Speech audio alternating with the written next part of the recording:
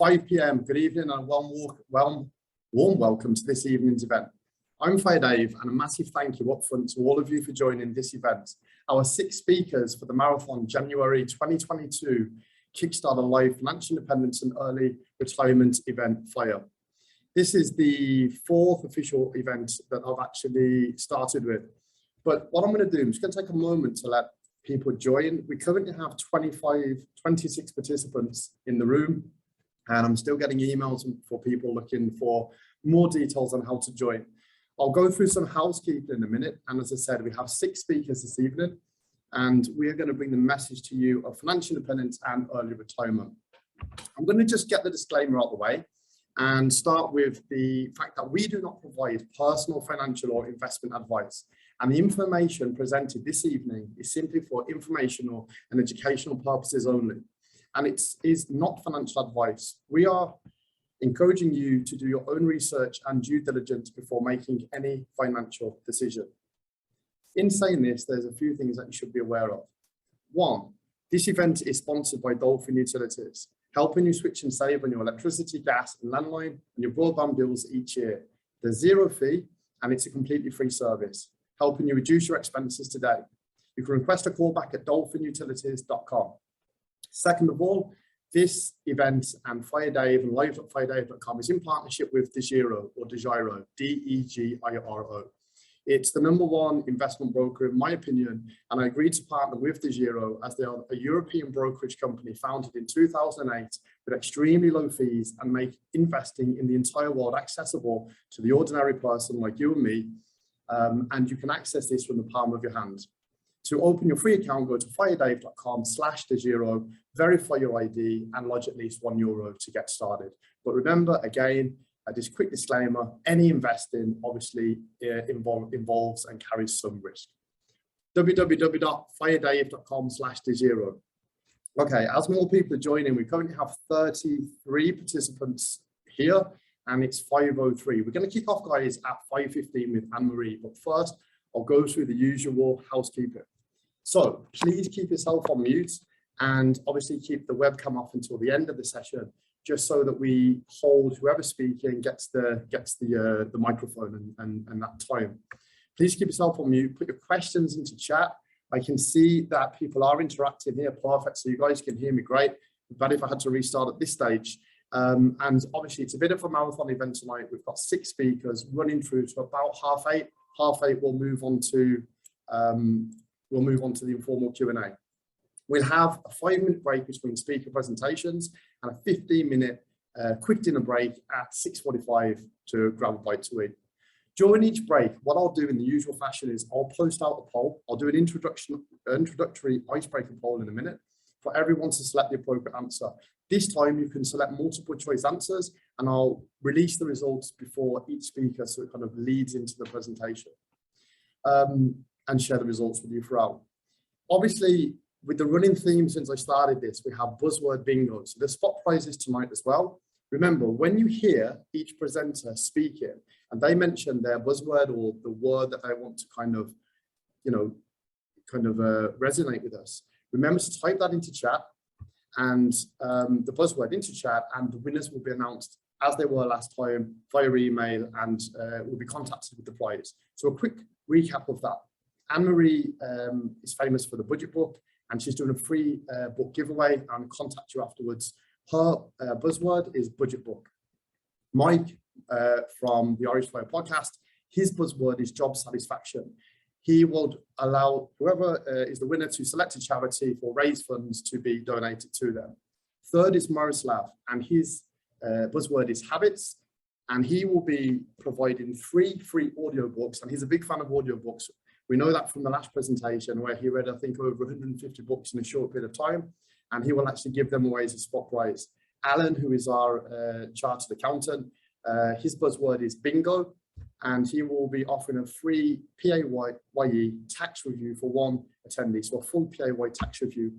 Aaron, who's up last, his buzzword is dividends, and he'll be offering a free one-to-one coaching session for somebody with him exclusively. So he's based in the States, and you'll be able to connect online and have a free session with him. And also Ruth's buzzword is eternal, And Ruth will be providing codes to access her online pre-budgeting workbook and her overview spreadsheet.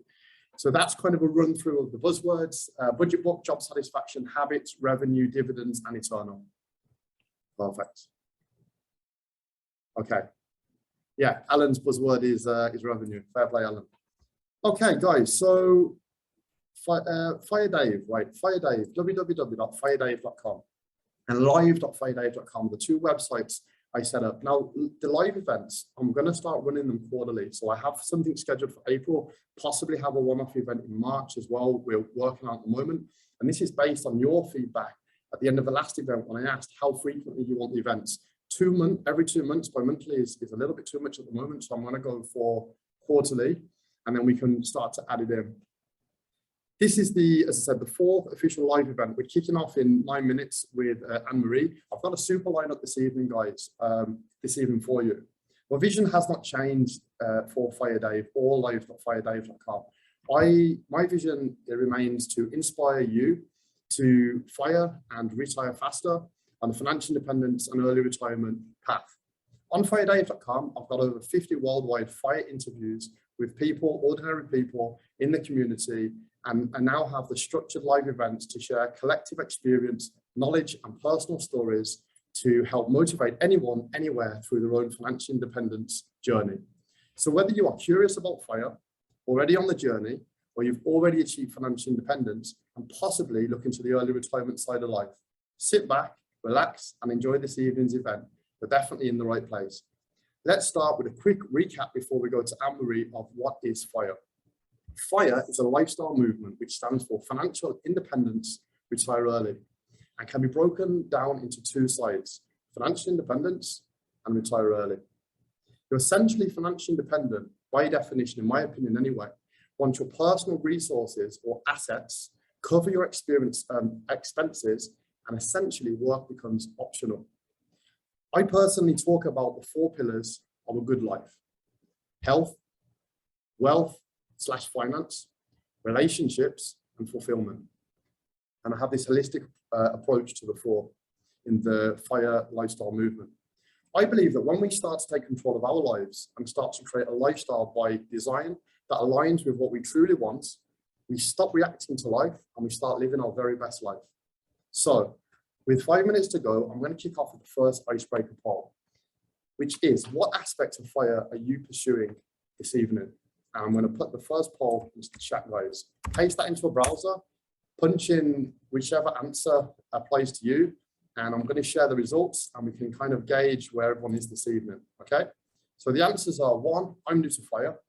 2, some expenses covered would be great. 3, I'm looking for financial independence. 4, I'm seeking early retirement. Or 5, I want a full lifestyle by design. Okay, let's have a look at the results as it starts to come in. Okay, I'll paste the results also into chat, guys. There we go. Now, I'll give you a minute to do that. I just have one person looking for the join link, so I'm just going to quickly ping that out to them while you guys are actually filling out the poll. Okay, so just take a moment. Perfect. Let's have a look at the results as they come in. So,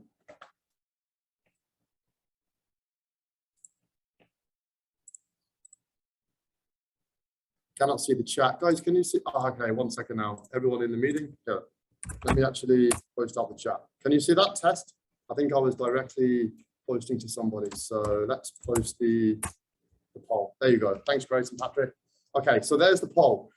Bang that poll into a browser, Chrome or Google Chrome or Firefox, and start selecting the answers. Brilliant.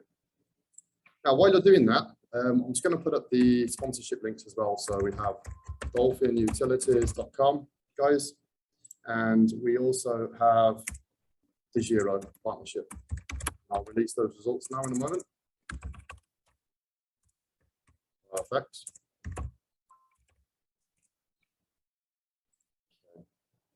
Let's have a look at the results.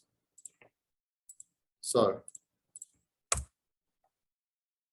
okay, so most people this evening, it looks, if you actually, at the end of that the end of that URL, that web link, if you type /r, you'll get the results. Let me just post that in so you can actually see that as a pie chart. It looks that 43.33% of people are looking for financial independence, and 26% of people this evening are actually new to FIRE. So let's just pop in there for you the results as well, so you can see what I'm seeing. Okay. Stats. There's the results. Okay. Right, with 4 minutes to go, so I'll just do one more recap, and then I will go straight into Anne-Marie's poll and her introduction. And then anyone who's struggling to get in, I'm actually going to give them access down. Perfect. So on our first speaker this evening, let's just check Anne-Marie's on the call. Cool. Hi, Anne-Marie. Anne-Marie's on the call. Perfect. Yeah, I am. Hi, Anne-Marie. Good evening. So, guys, we're at 40 participants now, and there's people trying to get in. So I'm going to give it 3 more minutes, kick off with Anne-Marie's introduction. I'm going to get more people into the chat. And this is recorded, by the way.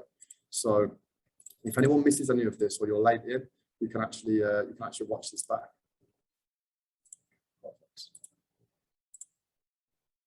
So our very first speaker this evening is Anne-Marie Gaynor of Irish Budgeting Mammy. And before we do the proper introduction, let's run a quick poll for Anne-Marie, and I'll share that. And I see Anne-Marie's come on the screen. That's perfect. Good.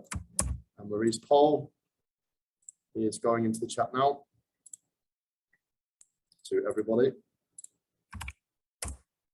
There we go. And Anne-Marie's poll is, which of these do you see as an indicator that you're above the poverty line?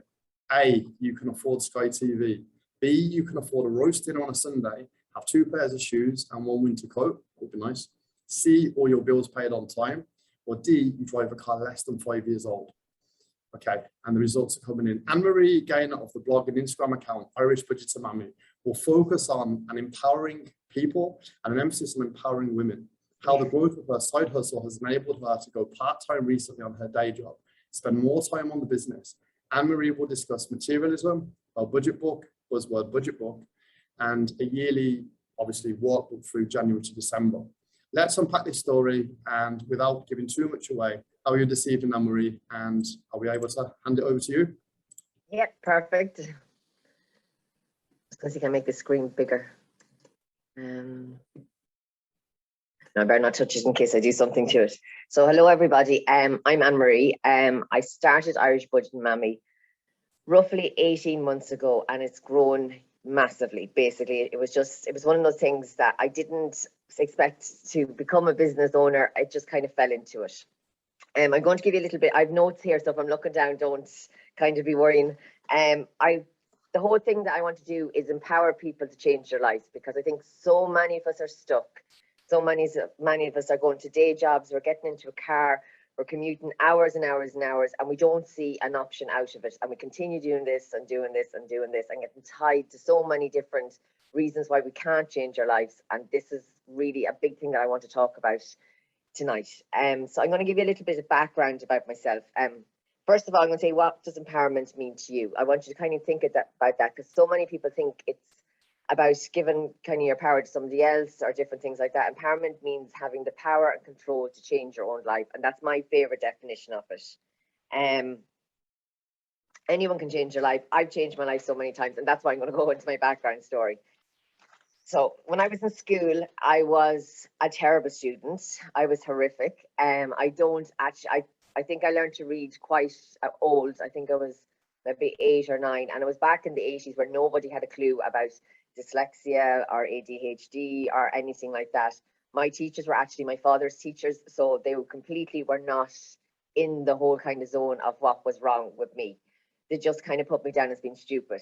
So I think maybe I got 2 right in the spelling test for the whole of national school. This went on to secondary school, where I learned to mask it. So basically what I used to do was mess in class. I wouldn't study. So if I failed, I was okay, because I used to get really upset if I studied and didn't pass. The reason I'm bringing this up is because at that stage, and well into my early 20s, I literally thought I couldn't do anything, because I was stupid. I couldn't spell, I couldn't do this and all this kind of thing. Got a rubbish leaving cert, went on and did a Montessori course. It was a PLC course, so I didn't need anything just to pass my leaving cert to do that. I worked in Montessori for the guts of 10 years, and I actually got really lucky. I got a really good job with the government. I worked on the Charlton site with the travelling children. It was a really secure job. I'd been going since the 50s, and then the recession hit. And I remember driving home in the car, and they were reading out the highlights from the recession, and they'd pulled all the funding in traveller education. And I remember just going, oh my God, what am I going to do now? Looked for jobs, couldn't find any jobs.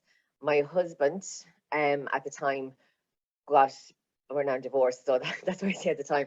He was made redundant as well. He was an electrician, so he was in the building trade. We'd absolutely not a penny between us. Now, if you reverse that back into the 20s, we were rolling in money basically, and we did nothing with it. We went to Barbados, we went on holidays, we had no sense that any of this was going to end. We credit cards, which I was running up debts, wasn't paying the credit cards. I had a massive overdraft. Well, it's massive, it's 3,000. I was right up at the top, the way to go in, right at the top. This is the way it was going on. So I'm definitely was a Celtic Tiger victim. And the only good thing that I did was I built my house at 22. When everybody was being told, get a loan, buy a house, here's a loan for a new car, and I did the house thing, and it worked out perfectly well for me. I wasn't one of the unlucky ones that ended up in a ghost estate. I got a site, built a house, and everything was grand. Anyway, get to 30, and me and my husband separate. I have 3 children. One of them is a 5-week-old baby. I had no job. He had no job, so there was no maintenance or anything like that. The mortgage was here. He didn't want anything to do with the mortgage, so I borrowed money from family to buy him out, so I could keep the family home. I didn't know what to do with my life, so I went back to college and studied nursing. Financially, this was really difficult because I owed 50, well, not including the money I paid for the house, because I paid that off after, and it was family members, so there was no pressure. I owed 15,000 to the banks.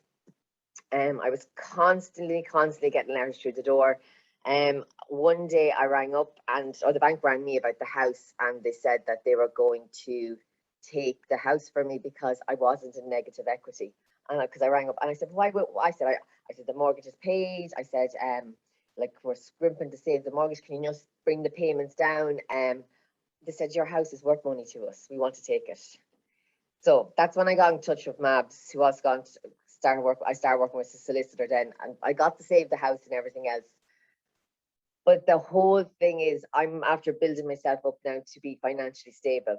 At that time, I remember one time, it was the Ulster Bank actually rang me and said about the overdraft. They said, never in this lifetime will you ever be able to pay that overdraft back. And I was like, this is the most ridiculous thing anyone has ever told me. So I went to Mabs, they took over the letters. I worked really hard, and I paid all my debts back. While in college, I'd loan parent was the only income I had, and the Susie grant. First year in college, they came up to me and said, after my first exams, do you think you might be dyslexic?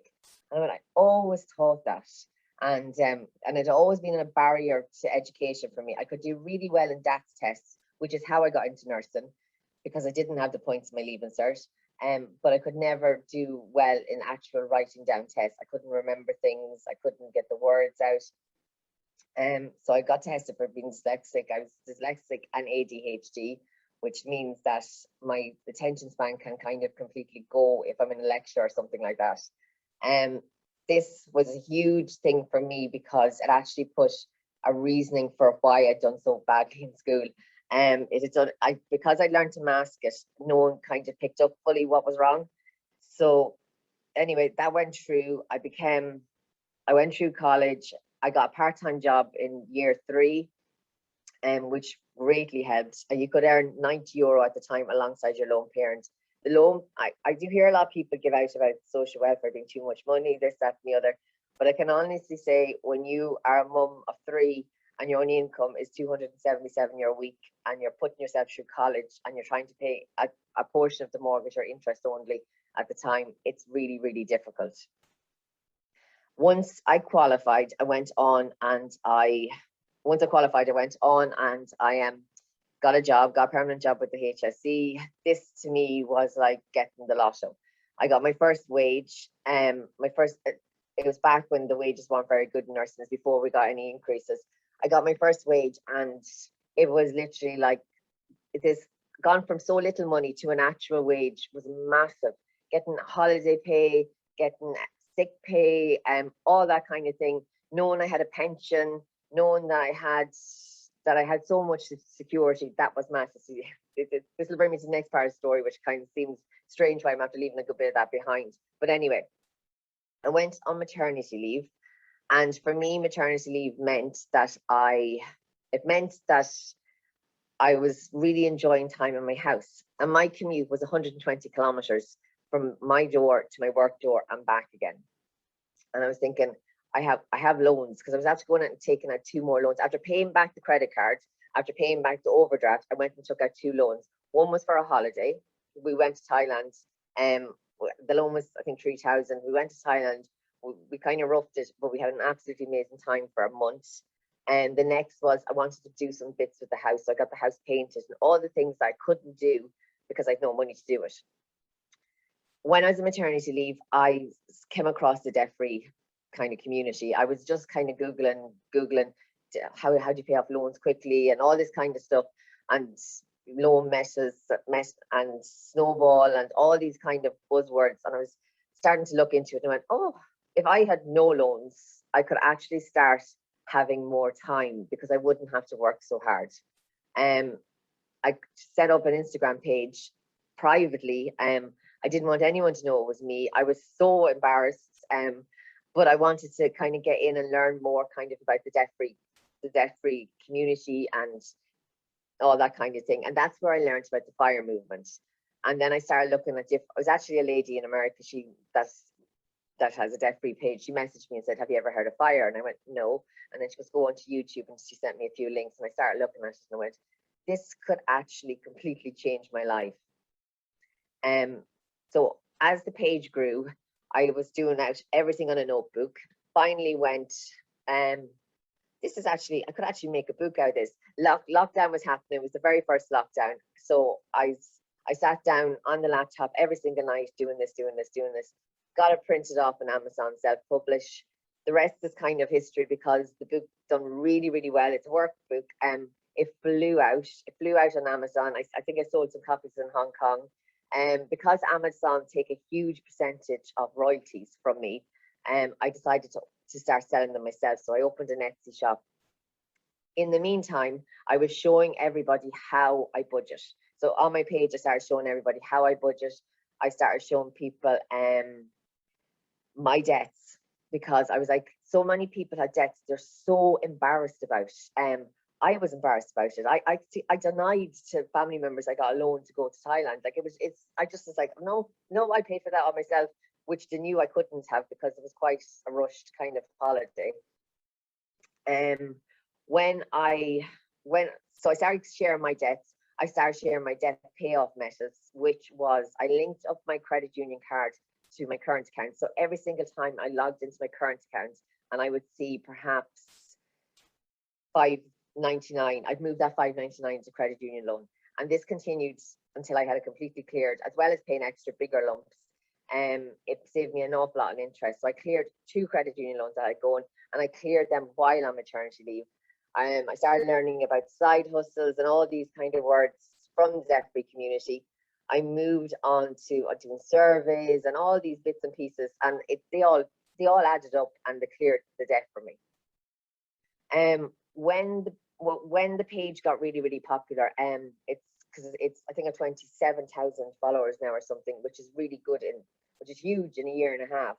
I think because I share my figures, that's why people were kind of comfortable. Actually, I went to the post office one day and 3 people came up to me to start telling me about their money and their loans and everything. I was like, oh, I'm making people feel comfortable about money, which is a huge problem in this country, because I feel so many people, and I was one of those people, I would get a car loan to have if my neighbours got a new car because I didn't want them to think I look poor. I would, all these kind of really ridiculous things. that I completely have done out now. That's gone. That whole kind of thing with me is gone. My whole mindset changed with money when I went into money problems. I think that was the big one for me. I was going into Brand Thomas buying €200 pair of jeans and putting it on a credit card, and no intention of paying it off when the credit card bill came in. And I kept adding.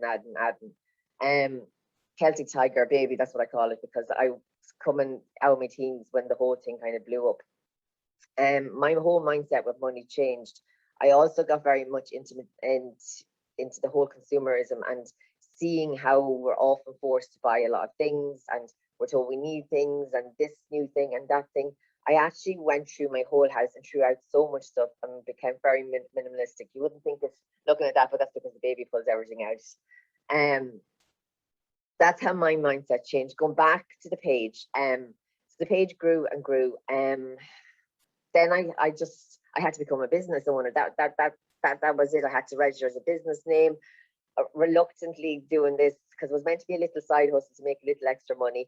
I really got into it. I got very, very passionate about it. I love sitting down. I love creating new products. I love creating the journals. I have a whole new product range coming out, hopefully in the next couple of months. But the big thing with my business is it's a debt-free business. And in my personal life, I'm debt-free now as well. I have no loans. I don't have an overdraft. I will never have a credit card again. My own personal choice. And in the business, no overdraft, no credit cards, no credit at all. So which meant I built the business slowly. So every time I started with €500 investment, and what I had to do was make that money back and then invest whatever else I made. This went on for the whole of last year was just investing. Enterprise board, fantastic. Go to the enterprise board, and I got the grant for the website, mentoring, all that kind of thing. For my new line, they're being great because they're able to help me a lot more than they were with the journals, all that kind of thing. So eventually, well, this year it's after making me money. So this year now I'm able to invest. I'm able to pay myself a wage. I'm still so cagey about not paying myself too much because I don't want it to be that I overspend on myself. But this has allowed me to get a part-time job in nursing. So for me, the whole FIRE movement is about getting an easier life. I'm working part-time. I'm working less hours. I am a 20-kilometer commute to work instead of a 120-kilometer commute to work. I now have more time to put towards the business.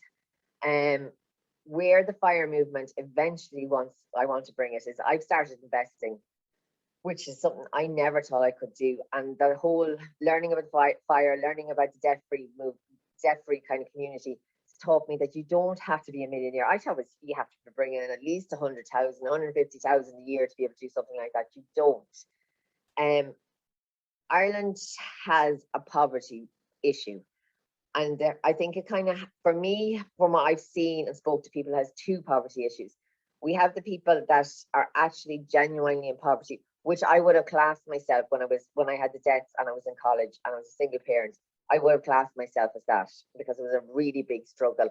And I really struggled to financially put myself through college. Then we have the other side of it where people are getting loans for this and loans for that, and they're putting themselves into poverty this way. I was that person as well. For me, I think when people say, tell me that they show me their outgoings, and it's a huge amount of money. There's the highest Sky package, the newest car on a big loan, all that kind of thing. We don't need that kind of thing. Me personally, I don't think so. I think to achieve FIRE and to achieve it at my age, which is hitting the 40, you need to kind of really realistically sit back and look at what you can live with. For me, it was working on a bare bones budget. So what I call a bare bones budget is my bills are paid, there's food on my table, all the things that mean you're not in poverty. There's food on the table, the children are clothed, all that kind of thing, and everything else is a bonus. I'm just going to read something out here about what is poverty, because I think some of us kind of are surprised actually what it is. So the national statistics says if you have 2 pairs of good shoes, waterproof coat, you have new clothes, you can be able to buy yourself new clothes, not second-hand clothes. And that doesn't mean a whole lot of clothes now. a meal, which is a meal with meat every second day, a roast dinner once a week, home heating, a warm home, and presents for your family at Christmas. And I know a lot of us go into debt for that, and that's madness as well.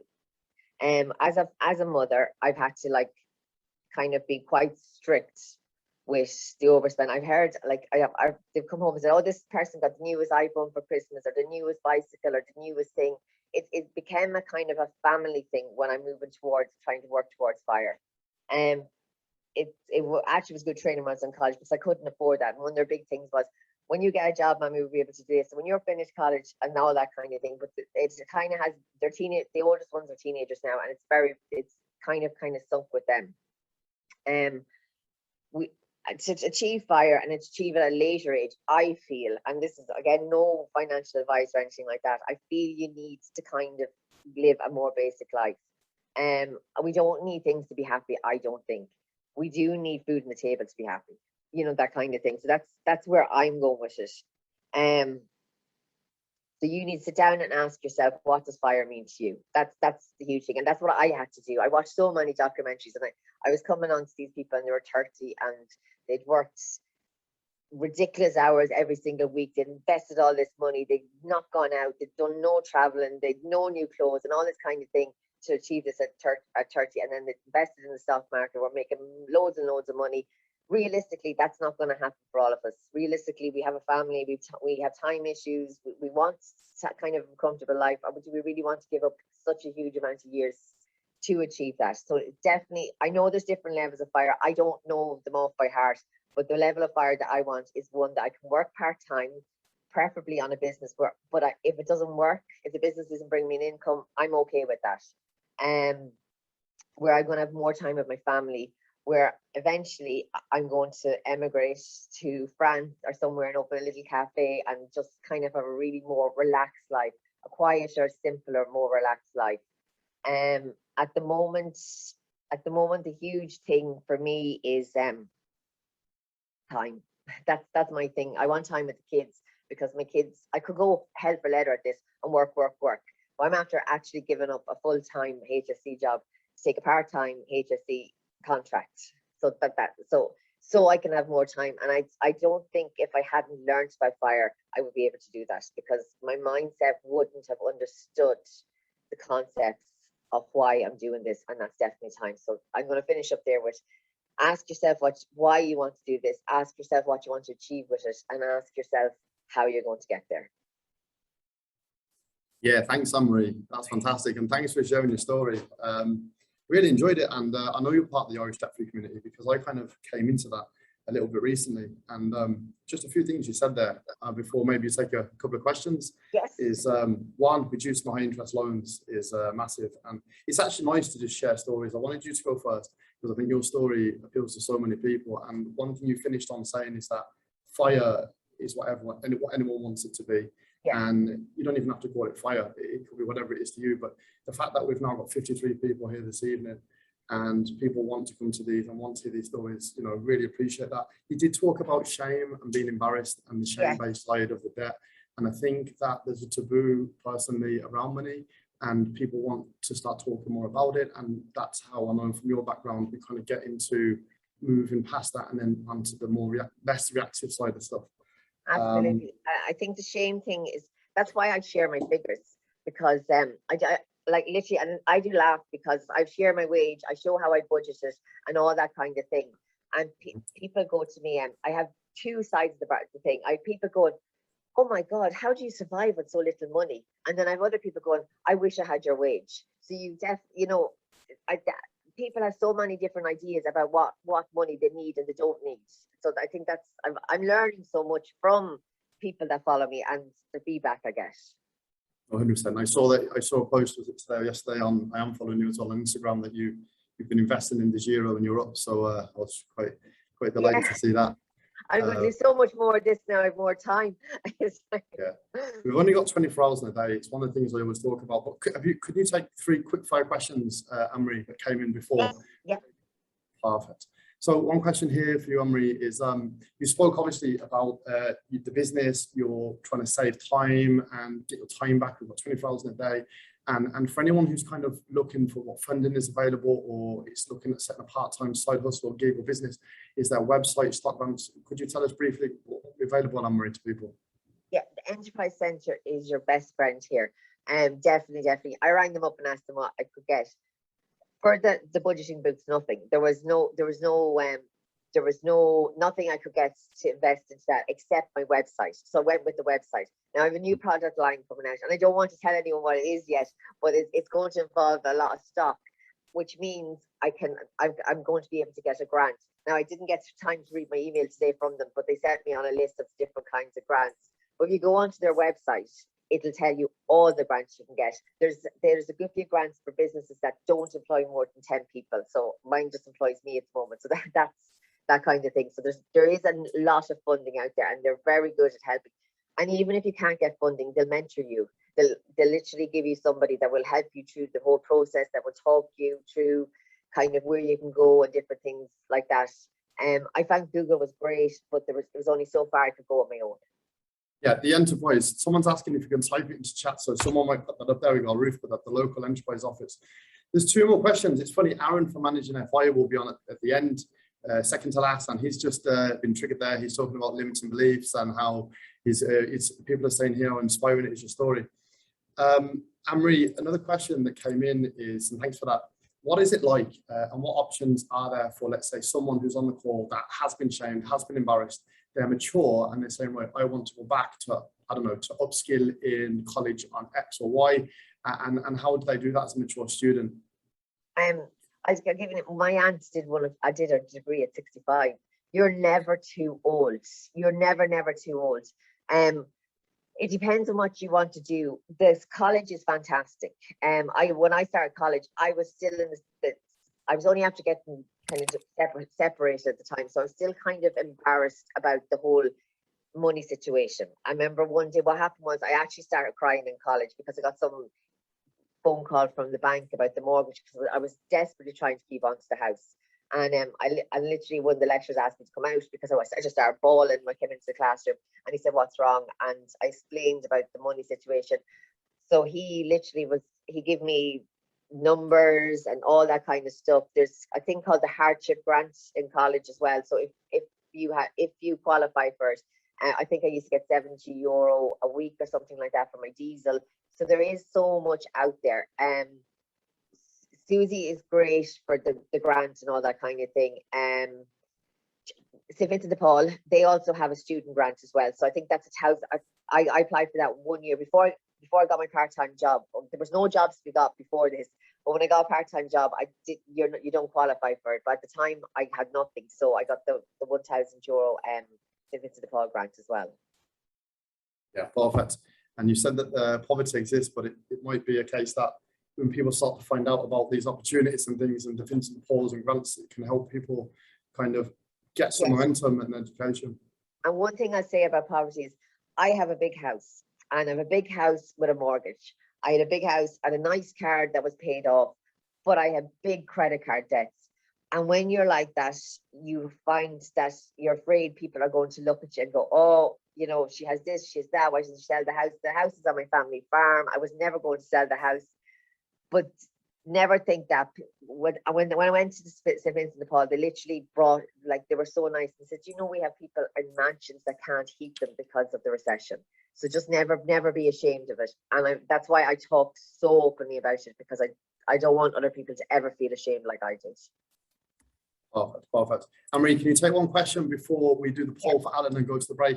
The last question is, obviously, look, Anne-Marie, what's the future of Irish Budgeting Mammy, and what's 2022 onwards got in store for us? So I was going to do the QFAs. I did 3 of them. I got halfway through them, and this was another big thing. I decided to walk away from them because I actually didn't enjoy it. I don't think you should do anything you don't enjoy. So I was never going to start selling financial products, which is everybody probably thinks Irish Budgeting Mammy was going to start selling life insurance, this, that, and the other. What I'm doing now is I brought in the wallets and all that different thing. I have a huge new line. I can't talk about it at the moment because I want a big launch, but it's all kind of budget friendly products. That's what I want to bring in, and I think it's going to be a big year for Irish Budgeting Mammy. Depending if you follow me. No, 100%. Anne-Marie, listen, thanks a million for coming on. We really appreciate it and giving up your time. Thanks a million. Thanks a million. Bye-bye. Anne-Marie, quick question for you. Are you going to stay on at the end, or have you got to drop? We're going to do informal Q&A around 8:30. You're welcome to join. Oh, yeah, I'll be here for that. Yeah. Perfect. Cool. All right. Bye-bye. Thanks, Anne-Marie. So there we go. Anne-Marie from Irish Budgeting Mammy sharing her story. It's 7:40, so we're bang on time. We're going to go to a break, and at 5:45, we will have Alan from Cloud Accounts, chartered accountant. I'm going to ping Alan's poll question into chat, guys. It is, what is the personal tax credit in Ireland, or in Ireland in 2022? Okay, so that question is going into chat now, and you can be sure Alan knows the answer to that question, guys, right? So that poll's gone in, and the answers are A, €1,700, B, 1,650, C, 1,600, or D, €1,800. So let's take a quick break for 5 minutes, 4 minutes, quick drink, and we'll meet back here at 5:45 and we'll introduce Alan. Thanks.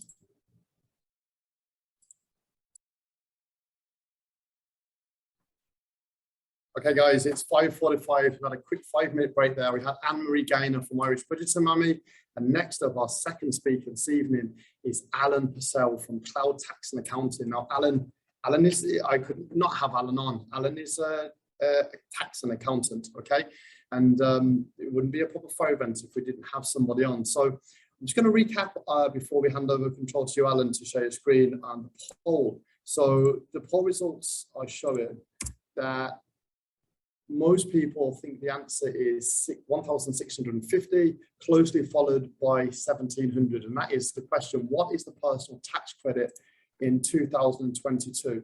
Just a quick introduction. So as I said, Alan is a chartered accountant from Chartered Accountants Ireland, currently completing the Chartered Tax Advisor Program with the Irish Tax Institute.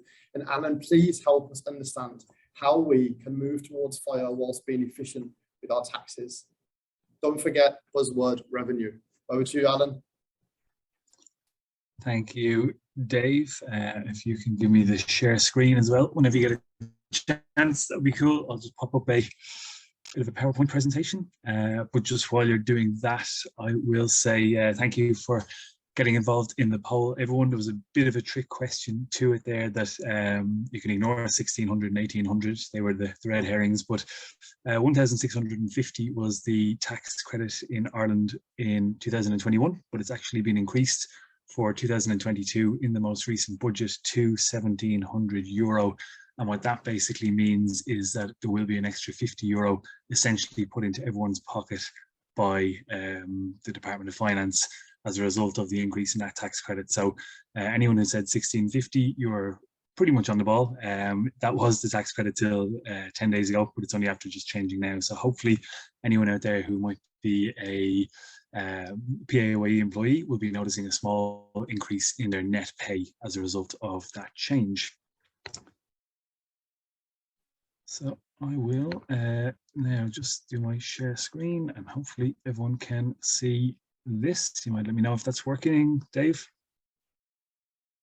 Yeah, we can hear you, Alan. We can see the screen for them. Perfect, grand. Okay, so basically just quickly about me and Cloud Accounts, who I am. As Dave said, I'm a chartered accountant and I'm in the final year of the Chartered Tax Advisor program. And I founded Cloud Accounts in 2019. The idea behind the business was to focus on providing bookkeeping, accounting and tax advice and service to small businesses, to sole traders and to PAYE workers here in Ireland. So that's exclusively who we work with. None of the kind of medium to bigger size companies who would be demanding all of our time. We actually want to work with those people, small businesses, sole traders, PAYE workers, and be accessible to our clients. No client too small or too big, I suppose, but we want to be available to the people that we're trying to assist.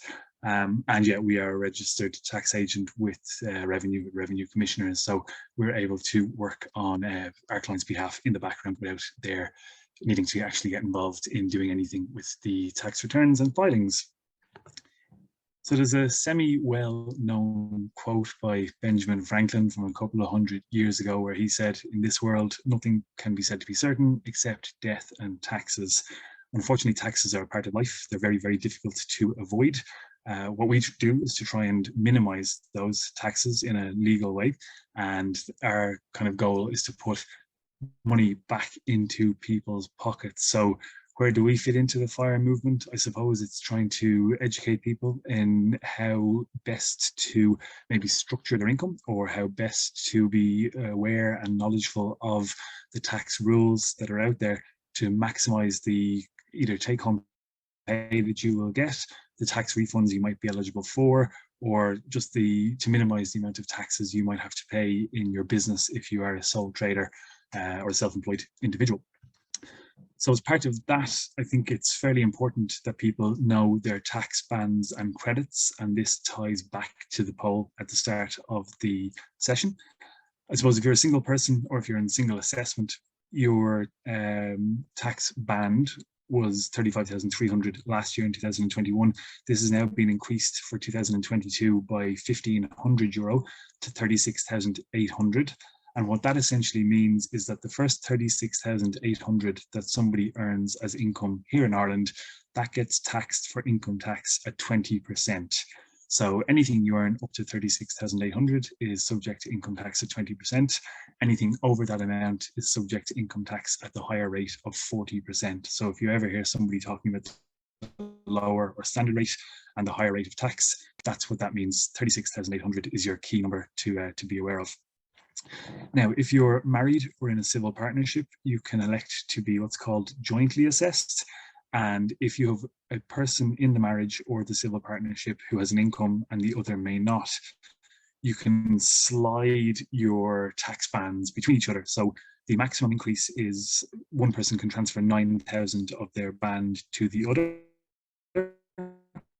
And what that will then mean is that 45,800 now becomes the amount that one person will pay the lower rate of tax of 20% on. If both people in the marriage or civil partnership are earning income, the best thing you can do if both incomes are over 36,800 in a year, it doesn't really matter if you're jointly assessed or not. There's no real gain from an income tax point of view. But if one person had a lower income of anywhere up to 27,800, to be very, very tax efficient, you should be giving your tax bands, or you should be jointly assessed with your spouse, to increase their tax band to 44,300, and that will effectively mean that they can earn an extra €9,000 without, sorry, that says 44,300, that should say 45,800 here, so let me just correct that. But what that just means is the person with the higher income will be able to borrow or take 9,000 of an increased tax band from their spouse. And if you think about it, that brings their tax rate for that 9,000 down from 40% to 20%.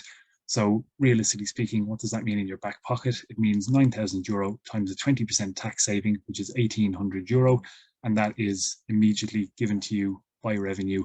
And if you think about that €1,800, if you have that over 12 months, it means it's an extra €150 in your paycheck each month. So it's well worth doing and exploring that.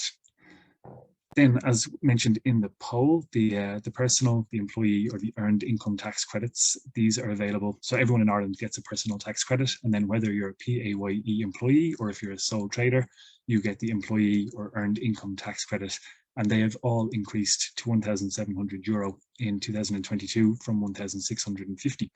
So anyway, if there's someone sitting out there and they're a PAYE employee, they get both of these tax credits. So last year the total was 3,300, 1,650 times 2. This year it's 3,400, 1,700 times 2, which means there's an extra €100 in your back pocket this year. Again, that €100, you should see that if you're a PAYE employee getting paid monthly, you'll see that as an extra €8.30 in your paycheck each month. So do keep an eye out for it. Then there are a whole host of additional tax credits out there, including single person child carer, age credits, widowed person, blind tax credits. They all are very much dependent on your circumstances. But one that we find a lot of people don't know about or haven't been claiming is the home care tax credit. People often say to us, well, I don't care for anybody. But if you are a parent who is not working and you're a stay-at-home parent, you're eligible to claim this tax credit, and it's a €1,600 saving on your income tax in the year. So if, for example, we circle back up to point 2 here, and there was one person in a marriage or a civil partnership who was bringing in an income of, let's say, €50,000, and the other person in the relationship is a stay-at-home parent, this person up here would be taxed at 45,800 at 20%. The balance then of 4,200 would be taxed at 40%. And this worker would also get the personal and employee tax credits of 1,700, and then jointly assessed with their spouse, who's a stay-at-home parent, would get an additional tax credit of €1,600. So straight away, you're bringing down the amount of tax that that couple would have to pay between the two of them. And another nice little benefit of the home carer tax credit is that the stay-at-home parent is allowed to earn up to €7,200 of income on their own accord, and not have any effect on this €1,600 tax credit. So basically, if the stay-at-home parent decided to do a bit of a side business, a side hustle, bring in some additional income, if they keep that to no more than 7,200, that is as tax efficient as you can get as a couple with a stay-at-home parent with one income. So it's worth considering those. And do ask me any questions on that later on if you want, or send me a message. Happy to answer them. You might have seen a lot of information lately. I've seen it on Instagram, various ads on the radio, a few other bits and pieces talking about claiming your tax back, doing your tax return. A lot of people think, oh, well, tax returns are only for self-employed. They're not. Anyone who's a PAYE employee is allowed to claim a tax return and put one in. And this can go back for 4 years. So if you've never done this before, it can be quite lucrative and it's well worth doing. And things that you can claim tax back on include your medical expenses, tuition fees at third level education that you might pay for either you or somebody in your family. Medical expenses are also for you and your family. So it's whoever is kind of paying out the bill, I suppose, is able to claim this. If you've been working from home, a lot of us have for the last couple of years, there is tax relief available on this also. If you get married in a year, you're able to avail of those tax credits and bans that are referred to on the last slide, and therefore that can be claimed as part of a tax return as well. If your employer, if you're lucky enough to have medical insurance paid by them, there's a tax credit of €200 available that can be claimed. And certain professions are able to claim a thing called a flat rate expense, which relates to a uniform that you might have to wear as part of your work. So this is available to the likes of dentists, retail workers, bar staff, nurses, physios, and a whole host of other professions. Basically, the way to do this is you log into revenue.ie, you click on my account, log into my account, and you would then put in the various numbers and bits of information relating to the expenses that you see here on this slide. And if you have overpaid your tax as a result of these reliefs and credits that are available to you, then revenue will very kindly put that amount that you've overpaid back into your bank account within a couple of days. And as I say, you're able to go back 4 years and do this. So if you've never done this before, if you've had medical expenses from 2018, 2019, 2020, and 2021, if you put that into revenue, you will be given tax back. The medical expenses is usually the main one for a lot of people. It's 20% of the total cost. So for argument's sake, if over the last 4 years you spent €1,000 on various medical expenses, you are due €200 back from revenue. If you have medical insurance, and if you had €1,000 of medical expenses and your VHI gave you back 200, you can still claim the remaining 800 for tax relief and get 20% back on that. And there's a whole host of various medical expenses that apply for this, including GP, prescription fees, IVF costs, if anyone has to go down that course. There is particular dentist fees, as long as you get a Med 2 form filled out by your dentist. And if you just Google revenue medical expenses, there is a list there of all the applicable ones that are allowed. So it's well worth checking into that.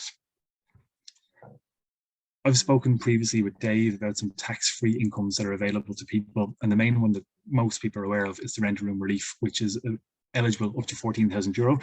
Now, it's very important to know that if you were to charge €14,500 or even €14,001 for rent a room, none of it applies and you'll have to pay tax as rental income on the full amount. But if you keep it to 14,000 or less, you can take that as tax-free income.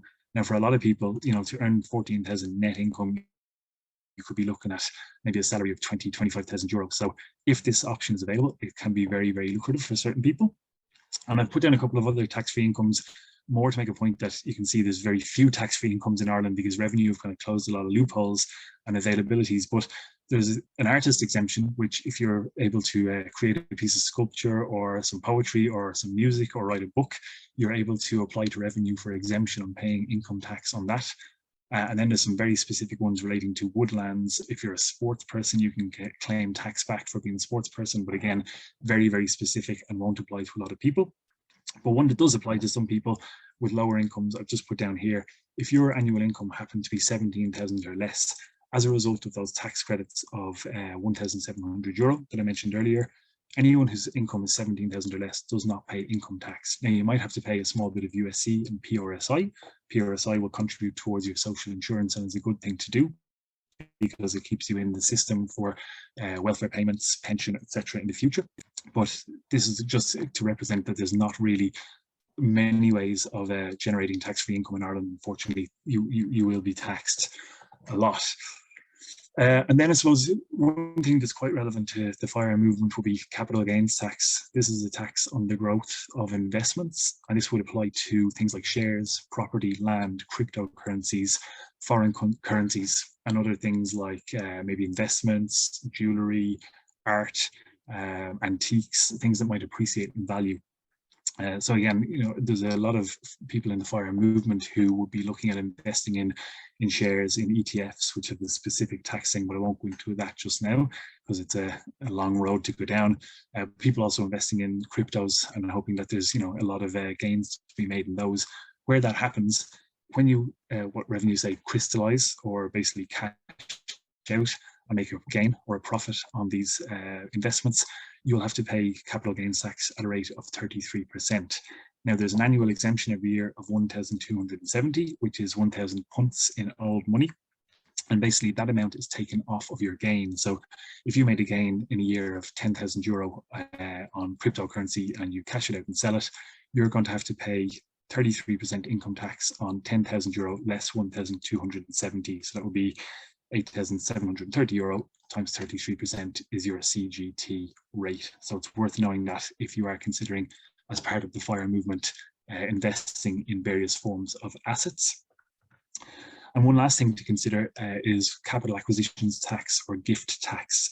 There's a method called the small gift exemption that if you have the circumstances, if your investments go very, very well and you suddenly find yourself with some spare assets or cash that you're wondering what you should do with it.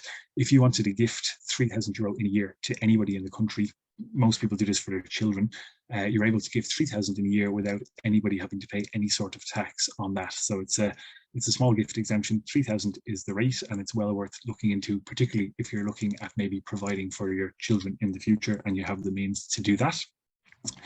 And then capital acquisitions tax, similar to capital gains tax, is charged at a rate of 33% after the tax-free threshold. So where this might come into play is if any of you are maybe left a property or left something in a will by a person. If you receive let's say a property, if you left a house from a parent, the first €335,000 of that value is not applicable. No CAT will apply. But if the house was worth 500,000 for argument's sake, you'll have to pay 33% tax on the remaining €165,000. If the person that leaves you the property is a sibling, a grandparent, an aunt or an uncle, they fall into group B, and the tax-free rate there is 32,500.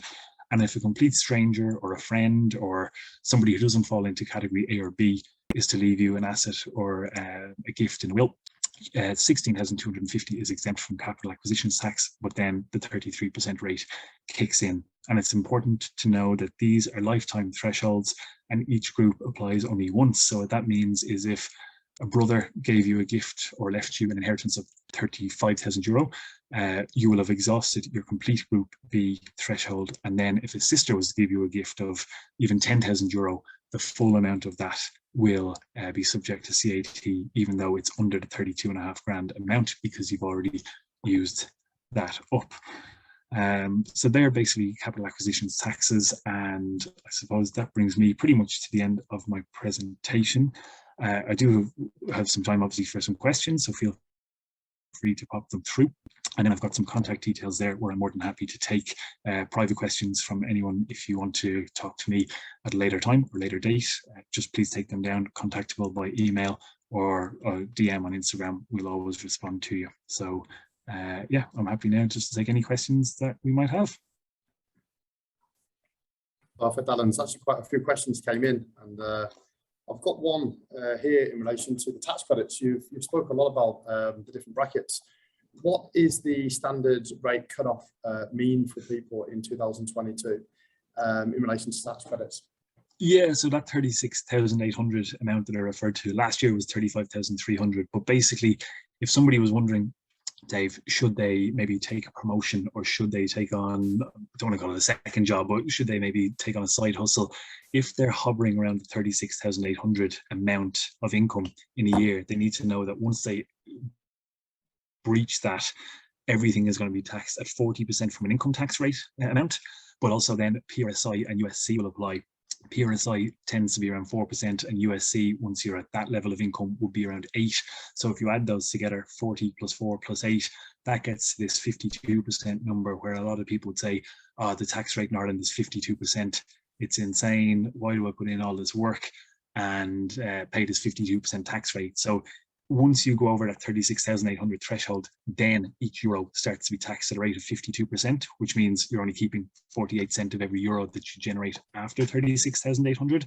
But before that, Ireland is actually quite progressive in the way it taxes people. Like the less you earn, the less you pay. The more you earn, the more you pay, which is only fair. And that's why I mentioned that if somebody was, on an income of 17,000 euro, they actually don't pay income tax. So I think it's kind of important for people to realize that it escalates quite quickly from paying no income tax at 17,000 euro to suddenly paying a marginal tax rate of 52% at 36,800 euro. It kicks in very, very fast.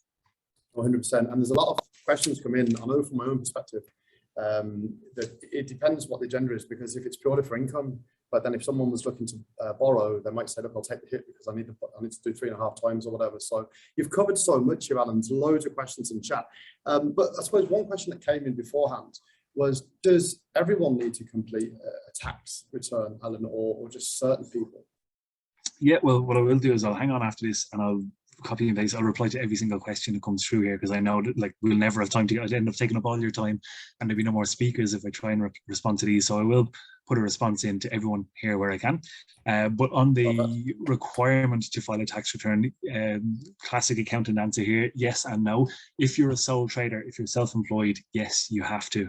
Revenue will be writing to you if you don't.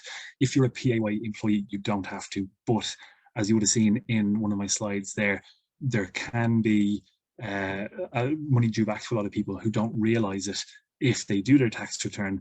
And where that could even happen is if somebody doesn't work the full year, the full 12 months as a PAYE employee, they may not have used up all their tax credits. If somebody leaves the country or comes to the country mid-year, again, same thing could apply. And if people have those medical expenses, if they have tuition fees, a few other bits and pieces that can avail of tax relief, then it's definitely worthwhile to put in that tax return. The only thing I would always say is just be careful. 95% of people probably get money back by doing a tax return when they're a PAYE employee, but there can be times, particularly on the back of PUP and everything we've had for the last couple of years with COVID, that you could click that button and end up actually owing money to revenue. So always just be very, very careful, because that can happen. And sometimes local property tax can be thrown into the mix there as well if people haven't done that return, and suddenly they might be thinking, well, that guy said my 200 euro of medical expenses should get me 40 euro back. They mightn't have filed their local property tax return, and suddenly they've got a 200 euro tax bill because of that. So just do be careful. It can happen, but again, send me a question if you think you have particular circumstances that it could apply to. Man, Alan, I think that you're very knowledgeable, and I mean, in terms of anyone needing an accountant to file a tax return, you have a wealth of knowledge in that. And one of the things you said, and I think this is why we wanted to get you on. I want to get you on for the Friday event this evening, is because and the quote you started with at the beginning about death and taxes are two things that are guaranteed. Getting into fire, you spoke about education around taxes and financial education, and Naomi in the chat I was looking there actually spoke about the same thing as well. and commented that financial education should be in schools. It should be something that we're taught. You cover tax allowances, tax credits, brackets, and capital gains tax, and the allowance of 1270. And I think as well, if you're with someone else, you can double that in partnerships. That's kind of handy.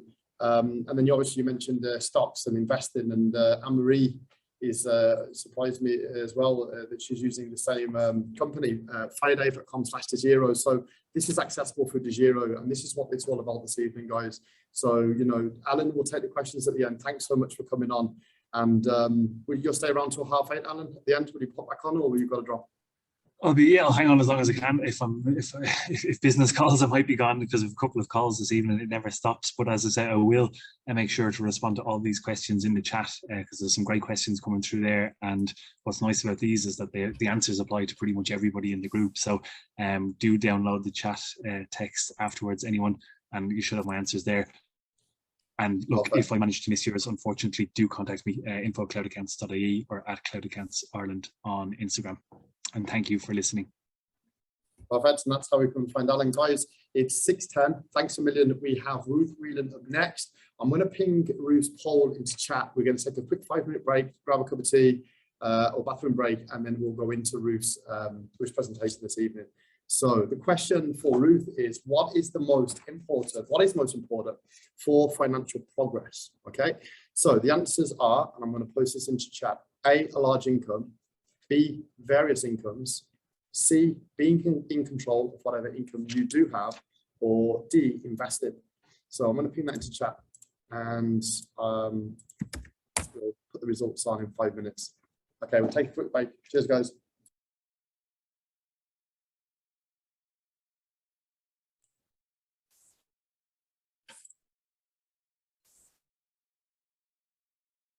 Okay, guys, it's 6:15.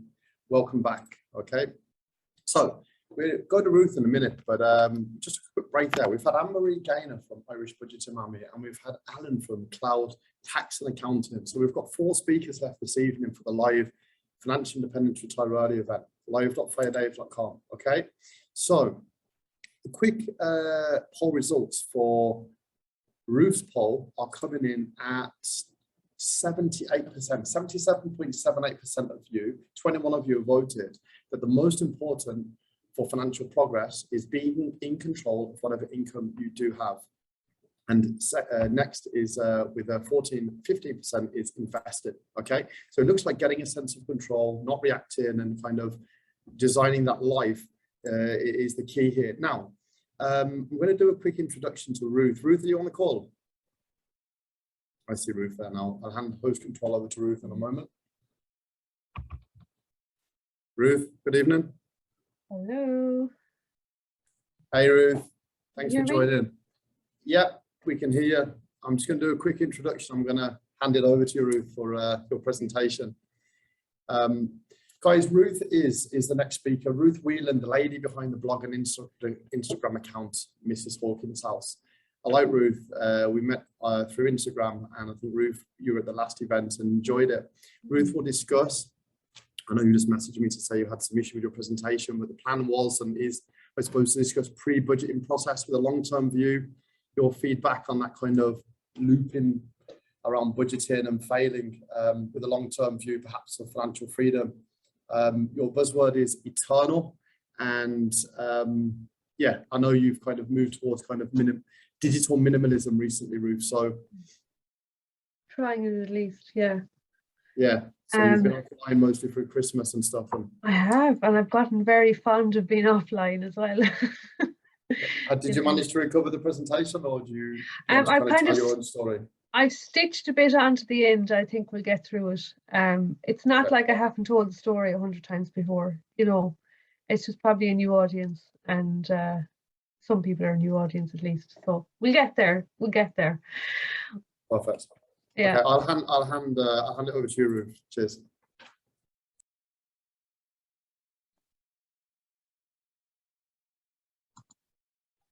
I can't seem to share my screen, Dave.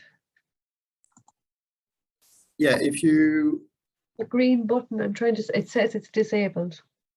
let me just make you host again, Wheelan. So if you have it there, I'll just recover it for you 1 sec. So Ruth. Let me see where we are. I'll just resend it.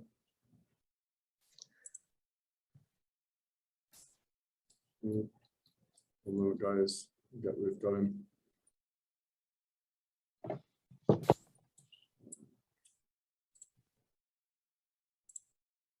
Wheelan. Should have it. So I'm going to try now. No, it says host disabled participant screen sharing. Let's try again with Wheelan. I'll make you host again. Try now. Well, something has happened. Here we go. Let's get this started. Share. And Yeah, we've got you now. we got it. Can you see it okay? Got it now, yeah. Excellent. Great stuff. Okay, so I'm Ruth and I'm from the blog mrshawkinshouse.com. And I've been thinking a bit about this topic lately as I've been writing my first book. And it's the idea of getting caught in the cycle of eternal budgeting, as opposed to moving forward towards, I suppose, freedom with fire. Very similarly to actually, I really enjoyed your talk, Anne-Marie, if you're still there. That exact idea that you're moving away from the old ideas of maybe getting back into debt or not being able to move forward into bigger plans.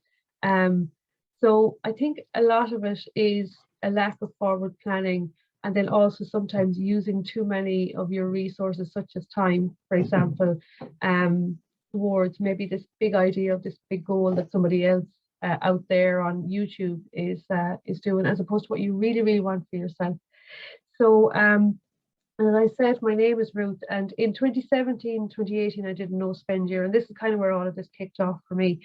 I paid off €10,000 in 1 year on a low income as a single parent, and again, similarly to Anne-Marie, at that point in time, I was dependent on social welfare.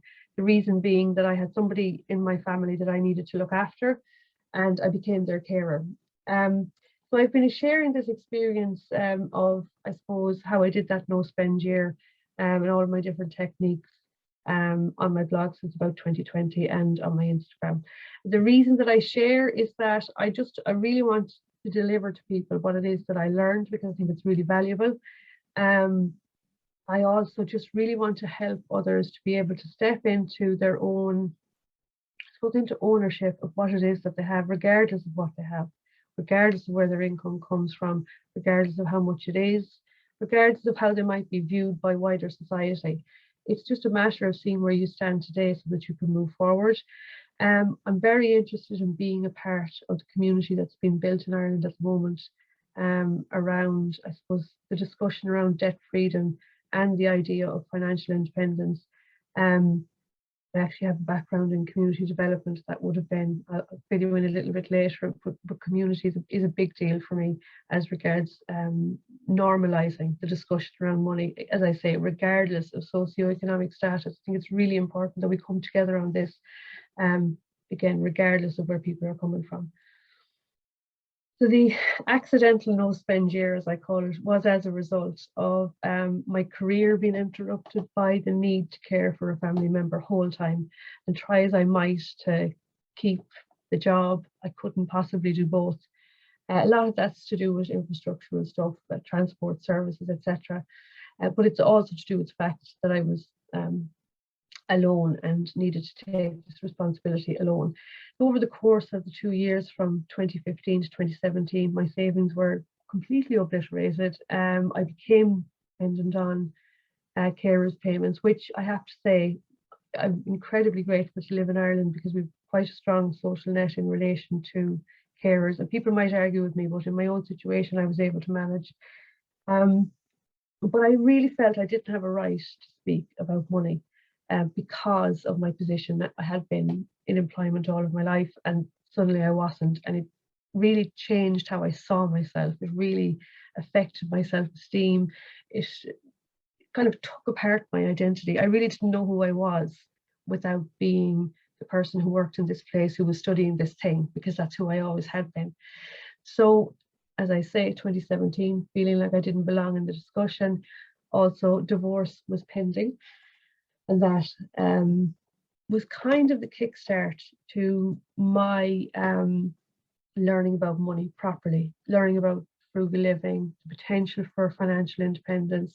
And this is why I did the no spend year. As I say, the accidental no spend year, this is how it occurred. I had a post from my solicitor. They needed me to fill out a statement of means for divorce proceedings. If anyone is familiar, you'll know that a statement of means, it's exactly what it says on the tin. It's a statement of your means, what is your income, and then how do you spend all of that, and have you any savings, assets, etc. The bulk of my statement of means was income, which wasn't massive, and all of my outgoings and teeny tiny little bit of savings, and that was it. It wasn't any more complicated than that. But it also was a really, really stark realization that I was in serious trouble financially. I was completely, my back was to the wall. I wasn't in a position to work outside the home for probably another few years. It just wasn't, remote work wasn't really even a thing at this time in Ireland. But try as I might to work self-employed with other things such as teaching piano, it didn't work with the person that I was caring for at the time. So something had to change. I had to do something to make this change, and it was going to be fully on me to make it happen. And so I did, the same as just about everybody else that I know in this position. I Googled it and I found Dave Ramsey and others, but mainly Dave Ramsey. I typed into YouTube and Google how to get out of debt fast, and he was the first person that came up. And I had never heard of him before, which is strange considering how famous he is. So I joined a Facebook group who were based in the UK. There wasn't one in Ireland, but it was very small, and the whole shame and embarrassment thing would have been a big thing for me. And even still, I have to say I struggle with it. So I didn't really want to be too involved in a small group in Ireland because you'd end up knowing people, you know. So this group in the UK was fantastic. And I also then followed families on YouTube to see what they were doing as regards money. And it was an entire education, that Facebook group and those YouTube channels following families, hearing about people making long-term plans on really low incomes, talking about doing things that seemed completely impossible, like saving deposits for houses. You know, mammies such as myself with kids that might have, you know, different things going on, family members that might have needed care, people that were struggling with job loss, people that had been scarred by the recession. Even still, following those people was a massive inspiration, but also inspired this idea that this forward long-term planning idea was available to me too. I just felt like I didn't belong there ever before, but suddenly I could see that, okay, ordinary people on low incomes are doing this. So from that point onwards, it was very much game on. The community piece for me is every bit as important as understanding the numbers or listening to the experts about how to manage money. The group that I was a part of was based in the UK, as I said. I'm still friends with people from that group today, and that's 4 years later. People from all walks of life were in that group. People who were in relative poverty, as Anne-Marie mentioned in the previous discussion. People would share things in that group, and there's no question about it, they were living in poverty and they were trying their absolute best to move forward. And some people had success, and other people, I'm not sure where they are now, but it was an education to watch. It was also an education to watch and learn and think to yourself, really, when your income is low, every single penny matters. Something can happen very quickly. We say sitting here today in the middle of a pandemic, we probably all remember the effects of the recession. Things can happen very, very quickly. Money is a serious business. And it taught me to appreciate and be grateful for every single penny that I had and to use it very wisely. So this group shared everything from batch cooking recipes, batch cooking techniques, how to entertain your kids on a low budget, how to do frugal family things that didn't involve spending any money. And it was such an encouragement. We would even get up early in the morning to have a chat before the day began. People were sharing all day long, every day. So the encouragement and the friendship in that group, in that community, was what helped me to see through my no spend year. So with the no spend year, I calculated my numbers. I calculated my numbers on an annual basis. I couldn't see any hope in the monthly numbers. When I sat down and I did my income and my expenses for the statement of means, all I saw was I am in real trouble here. I spend more money every month than is coming in, and I don't have a large income. But as I put together my numbers over the course of a few weeks before this no spend year kind of took itself off, I realized that over the course of 12 months, I had traction over 12 months. But I would have to be really diligent. I would have to plan like it was a military operation to make this happen. But when I did that annual view, I could see dips in parts of the year where my expenses wouldn't have been as high. Maybe my income would have been a little bit higher, and I could harness some income that would come at different times and put it straight towards debt. But I would have to have 6, 8, 12 weeks at a time with what seemed like no progress to make sure that I had money to put towards whatever that debt was next. And then there was also balancing between paying off debts and then releasing savings from credit union accounts. For example, if you have a credit union account, you need to have money in there to borrow against. So I would pay off X amount and that would release some savings, then I would put that towards something else. If I had not had that long-term view, there is absolutely no way that I would have done the no spend year. I wouldn't have been able to stick to it.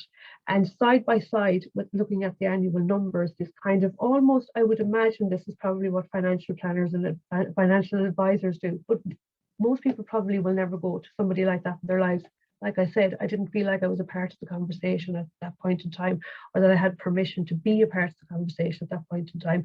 So I'd probably done something like a financial advisor's annual plan myself at this stage, but that coupled with also a community around me that would cheer me on when I did well, and they would also keep me accountable when I was not doing so well, and that I was talking about spending money on things that I couldn't afford. I would have somebody giving me a Dave Ramsey answer with kindness every day of the week if I wanted it. So the debt-free day came and went. I did it. I paid off the 10 grand in debt in just under 12 months. It was, as I say, an accidental no spend year. I wasn't trying to make a point by doing it. If I was going to be finished the year early, I was taking that as a win. So I made my last payment to debt in July 2018. I celebrated with a walk and a coffee. I hadn't been having, doing anything really except cooking and saving money and paying off debt for a long time. And I didn't really feel that there was anything to celebrate. I felt like I was a failure still. I had paid off this money, but I had no money to show. I had my baby emergency fund from Dave Ramsey's, baby steps. But I just put all of this money and all of this effort towards a zero balance. And I just got back to my life and cracked on and kind of not forgot about it. I continued on in the kind of debt-free sort of life, in the no spend kind of life, but I didn't talk about it openly at all. So one of my goals with my no spend year was to be able to complete my degree, and that was kind of like my carrot to my donkey. I knew that I couldn't do it before I was 40 unless I got rid of this debt. So thankfully that came around. I again followed Dave Ramsey's advice and had previous credits assessed, and I found an organisation that helped me to complete my degree. I was able to enter my degree in the final years, so I didn't have to do the full degree. It also was quite affordable, so I could pay for it in cash. And as I was doing that, my career plans would have been to try and work for myself if I could in some capacity, but we were still in 2018, 19 at this stage before the pandemic. It wasn't really that realistic that I would be able to work from home, but I had a real interest in adult education. So the opportunity to possibly work in adult education locally and fit that around my caring duties, it was a real possibility. But of course, the pandemic hit and that changed everything again, and I had to reorganize. And again take the long-term view. The long-term view has been my friend for years. It's kept me going. In discussions that I've had on Instagram and Facebook over the years, when you're not able to see the long-term view, when you're not able to see that spark of hope, that's when people fall off the wagon. That's when people can't stick at it. And I would advise anyone that's listening tonight, if you're monthly budgeting and every second month you've fallen off the wagon, You need to do an annual overview. You need to set goals out ahead of you. You need to have a reward at the end of all of the budgeting. So the pandemic hit, it interrupted my degree. We hadn't lecturers. We were kind of online and kind of in person with this degree. It was interrupted for 6 months, and also because I had secondary school student and a college student in the house apart from myself. Internet wasn't great in the area, trying to hustle to get laptops and screens and desks and everything so everyone could study at the same time, and I just had to put everything myself on the back burner for a while. And that's when I started to research seriously how to work from home, because as the pandemic kind of rolled on, even in the first few months, I realized this was going to be a long time. This is going to be a massive life change. We were never going back. I had a very strong sense of that. So by June 2020, I had started to research how to make money at home from blogging, excuse me. So I started some courses as my degree was kind of on hold at that stage. I learned how to build a website, and I learned all about kind of design and excuse the background stuff to running a blog and making money from it. And because, of course, close to my heart was budgeting and helping people as regards maybe being able to get out of debt. I had never spoken about it publicly at this point. Excuse me. I set up an Instagram page, and at the same time, a few months later, then I launched the blog. And as I spoke to people, I could see the same pattern as I'd seen in the Facebook group a couple of years earlier, that people were falling off the wagon repeatedly because they weren't able to take the long-term view. They weren't assessing their money or the prospects on an annual basis, and often because people's incomes were low and inconsistent. And I got the sense strongly that people felt that they didn't belong in the conversation around money, similarly to the way that I didn't. The more that I talked about my experience, the more that I realized I actually did have a place in the conversation. In fact, it was really important that people like myself and probably Anne-Marie and other people that I know do speak very openly about our experiences with money and how we've progressed. I think women too in this position need to speak. People, you know, have children, and those are extra challenges to moving forward financially and in your career. I never refer to my children or child care or housework as a burden ever, because to me it's privilege.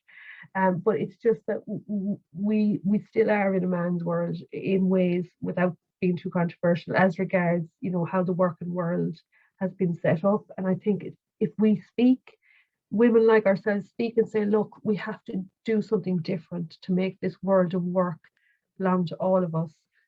And that, of course, is intrinsically linked with how money works and how social welfare works and how budgeting, childcare, all of those things, how all of these things work. But the ability to feel like you belong in the conversation, starting with money, I think is going to be, this is the start of a powerful movement, I believe, for not just women, but I would say, and anyone else that's blogging probably in Ireland would say the same, it's probably 85% women that are following this type of account online, and it's a great thing, it's wonderful. But anyway, just to round it up, I suppose, I put together a spreadsheet and a workbook based on how I set up my no spend year, which was based on the statement of means from the solicitor initially. The idea was I had to get my numbers together. I could see no hope in a monthly budget. I had to do some sort of an annual overview so that I could see where I stood over the course of 12 months. Was there any window at all in a low income that I could put towards debt so I could move forward? Because if I could do that in 1 year, then the next year I could do the degree, and then the next year I could buy the stuff to set up my business, which is what I did following that. So I've just launched these, and these are really personal. This is just what I did, and this is what I do all of the time. And these two things answer every question that you're going to ask me about budgeting. So unfortunately, I had a longer presentation ready, but my computer decided to do something silly and not save the rest of the presentation. So I'm just going to wrap it up on this point, and that is, there's a place for everyone in the discussion around money. And financial independence is for anyone who decides that that's what they're aiming for. It's up to you. It's your journey. It's your story. And with the community, that we have building now, and education. And the education is often informal, and it's this kind of event, and it's Instagram and it's YouTube. This is what we need to move forward together. And as I say, find what works for you. But thank you very much for listening, and I'll hand you back to Dave. Thanks a million, Ruth, and really appreciate that. We're up at 58 participants now, and we're going to go into a break in a few minutes. And I want to feed back to you, Ruth. I really like that story, if you don't mind myself, just feed back to you before I ask a question. I think that, thanks for sharing that. I think that, you know, life can be so hard, right? And we see this theme, and I see the running theme with different people who come in from the Irish debt-free community, and then obviously looking at the financial independence retire early movement. And I think it's a theme of being sick and tired, and your story resonated with me, or wanting a better outcome, and really, you know, this definition of insanity of maybe doing the same thing, getting different results and expecting different results, you know. I think I agree that the education and the motivation and the inspiration that starts to come when we start to dig into this and say, okay, I'm sick and tired of this, and we seek this information, and we've looked out there, and you found Dave Ramsey, I've studied Dave Ramsey, the baby steps.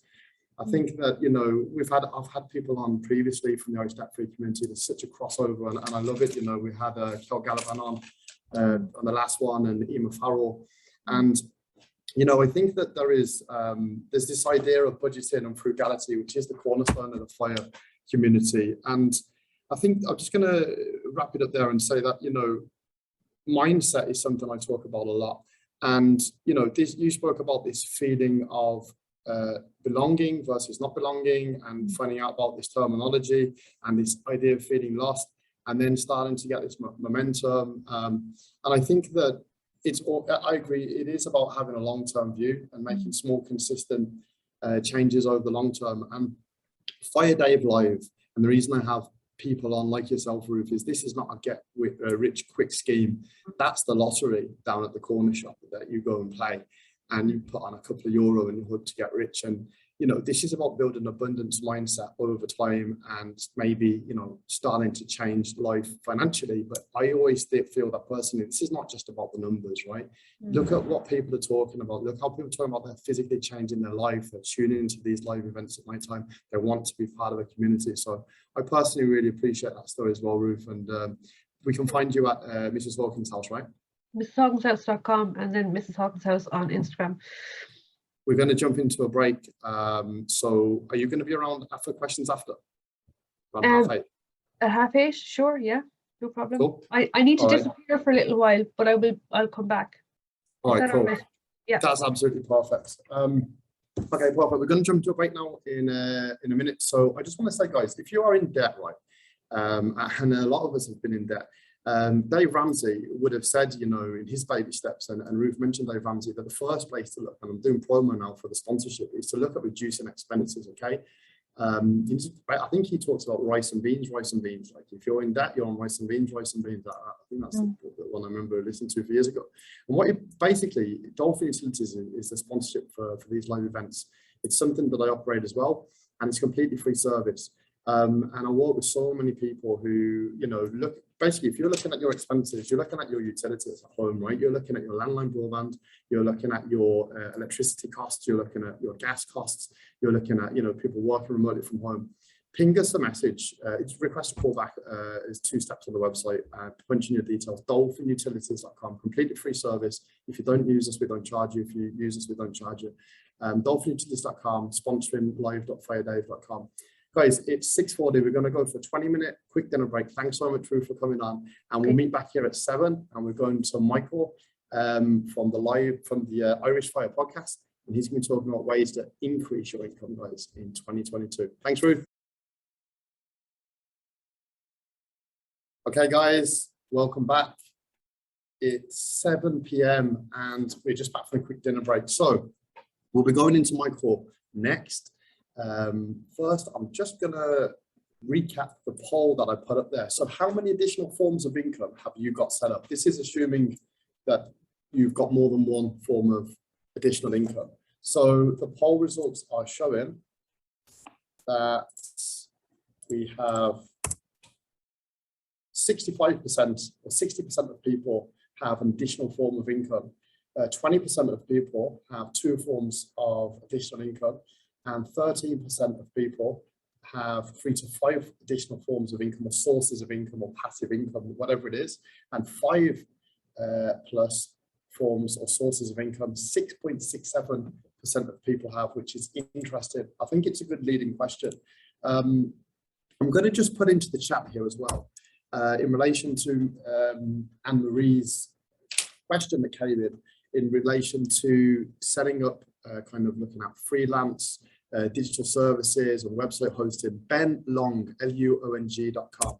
Check that website out for anyone who has got grants or wants to actually go down the paid route and look at kind of web services, web hosting, that kind of thing. benlong.com. Next up, we have Mike. Mike, are you on the call? I'll do an intro and see if I've got you there. Yeah, I'm here, buddy. Good man, Mike.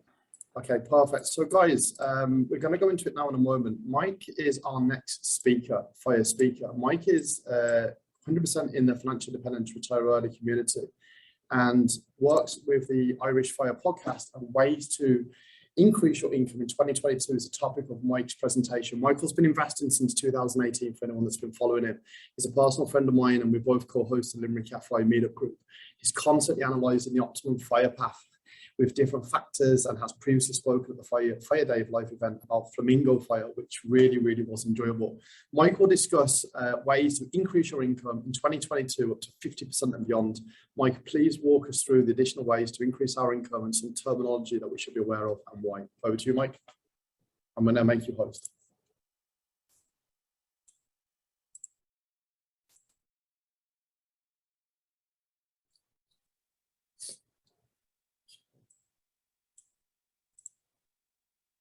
Hi, Mike, you should be host now.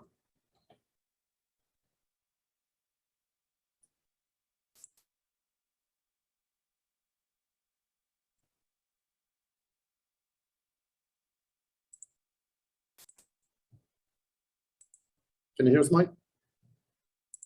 Sorry, Dave. Yes, sorry, apologies. I'm assuming you guys can all hear me now. If you want to ask questions, just put them in the chat. And what I'll do is I'll do question time at the end. It's a fairly short time window that I have, so I'll just try and get through the content as much as I can. So yeah, I take questions at the end. And Dave, thanks for having me on. Interesting, that poll question, by the way. One of our additional income sources that we have is actually paying for our kitchen renovations right now. So it can come in handy when you have them. So we've had one particular source that we put away, not to invest, and it's now paying for our renovations, which is great. So yeah, today I'm going to be speaking about ways to increase your income in 2022 and why you should consider it. All right, and I'll come into that, why we should be considerate. A lot of you guys are probably aware of some of the things I've done to date. So you can get more information on me at firepodcast.ie. So I ran a podcast for a couple of years. I actually just want to let you guys know that I'm in talks of renewing the podcast. So I did stop it mid last year. I've been incentivized, or I've thought recently about bringing it back. So I may be bringing it back later this year. Just wait and see. Originally from New Zealand, I moved to Ireland in 2011, married with 3 children. I'm a contract software developer and discovered FIRE originally in 2017, but started investing quite heavily in 2018. And yeah, as of end of last year, December, I had an investment portfolio up to 220,000, which I'd grown in 4 years. And this presentation, I'm actually going to give personal accounts of my own journey as examples. So hopefully it'll be something which will be relatable. So yeah, I kind of start on the why, and yeah, all of us actually have a long-term retirement path, which is actually fairly easy to hit. And I've spoken before on 5 days events that with the state pension and things, it's actually really easy to hit. But let's just assume for a second that that doesn't even exist. If we all wanted to retire within 30 years, you know, kind of following the traditional route, then investing roughly 750 euros a month for 30 years should get us to about 900,000, which for most of us would probably be enough to retire on. So when we actually look at the long-term journey of this and really pull this out, we can really see that financial independence from a long-term point of view isn't actually overly difficult. The trouble, of course, is that most of us either leave it too late or, like myself, we're just in too much of a hurry. So when we start to kind of look at trying to do it earlier, we can see that it starts, the numbers just start to fall apart, so to speak. So trying to do that same metrics from earlier in 10 years, we need to start putting away 5,000 per month. To do it in 5 years needs to be about 12,000 euros per month. So we can really see the power of compounding, and it's often disregarded, but it's hugely powerful. And I have some charts here. These are taken directly off moneyflamingo.com, which is it's a great resource. Tina recently wrote a resource on CoastFI, which I thought was brilliant. It really covers the different metrics. And you can see here, for a lot of us, we're aiming to do this first one here, which is basically work full throttle, and then suddenly we retire and we have this big drop. But there's these other options that we can have, particularly around CoastFI, where maybe we work full time initially, and then we progress down to the semi-retirement phase before kind of drifting into full time. And look, a few of us from the Limerick FI group have started to transcend to the semi-retirement status. I did this for a while myself. More recently, I've been back working full time just to try and get things moving again for my own portfolio. But it is something that I have done. It's certainly something that I'll consider as well in the future. So we can see that that it can be quite a good metric. And so actually coming back to my own example, then, I mentioned earlier that I'd built a portfolio up to 220,000 in the last 4 years. And the more that you do that, and yes, there's been some months there where I've worked really hard to do that, but you can see that things start to get easier. So for example, if I were now just to invest 1,750 per month for the next 12 years, then I'll hit my FI number by the time I'm 50, which is pretty good going. If I were to increase that up to 6,500, then I could do it in around half that time, in around 6 years. All right. So you can see fairly quickly that the longer that we actually plan to take it, the easier the numbers are. And keep in mind, this is all relative to one's own income as well, right? So for me, putting away 1,750 a month compared to what I have been doing over the last few months is comparatively quite easy. So it's all relative to your own numbers. And it just basically the point I'm trying to get across here is, in many cases, it can make sense that we actually look at our financial independence journey as a marathon and not a sprint. All right. And maybe for all of us, we need to start by looking at that longer term and then working backwards from there. Okay. So speaking of which, I mentioned earlier around that concept of doing a 30-year plan. So one of the things that I did is I kind of put together a 20-year plan. So when I first started the journey, I remember thinking, gosh, 16 years was my original number. And if I'm 16 years to 50, could I make that happen? Now, I was probably arrogant and stupid enough to think in my head that 16 years was too long. But in hindsight, I needed to actually respect the fact that, hey, 16 years is actually pretty good. So even looking at a 20-year term for most of us, right? And this would, again, for that 900K number, if we could find 1,750 a month to invest, then we can see that it can be, whilst it starts nice and slow, it starts to build up quite nicely over the time. And one of the reasons I quite like this idea is it allows us to put 20 years together and then go, right, so what if I were to start working a little bit harder and putting a little bit more away earlier in the hope that we could actually get there faster? So even my own journey now, so in 4 years, I'm actually at year 8. I'm at 222,000 roughly, right? Just below that in my portfolio. So it's been quite good for my, when I look at this table now, I go, right, well, actually, I'm working ahead. And I can start to see what do I need to get to the next level? How much work is involved for me to get to the year 9 level? And then I've only got another 11 years left. So it's quite motivating to see that we can actually knock some of these off quite quickly. And even the first one here, back over here at 21,000, right? So we need to get 21,000 in our first year. Well, if we can push that out to even a year and a half, get maybe 30,000 there, then we're getting towards knocking 6 months off. And that's 6 months off our 20 years. So it could be quite a good way to kind of look at this from a long run point of view, but have it so that we don't feel like we're kind of trying to getting overwhelmed by this stuff all the time, because it's extremely overwhelming. And the point I'm trying to get to is that when we actually look at the compounding effect, then that's where we can actually start to appreciate that that we can kind of work on this on a year by year basis. And this is really the point where income comes in. All right. So we're all somewhat, income's one of these things, and I've mentioned this recently in the Limerick FI group. It's not often talked about in the financial independence community, but it's a #1 consideration for me of if and when you're going to hit financial independence. All right, our ability to earn income is kind of critical to our whole journey.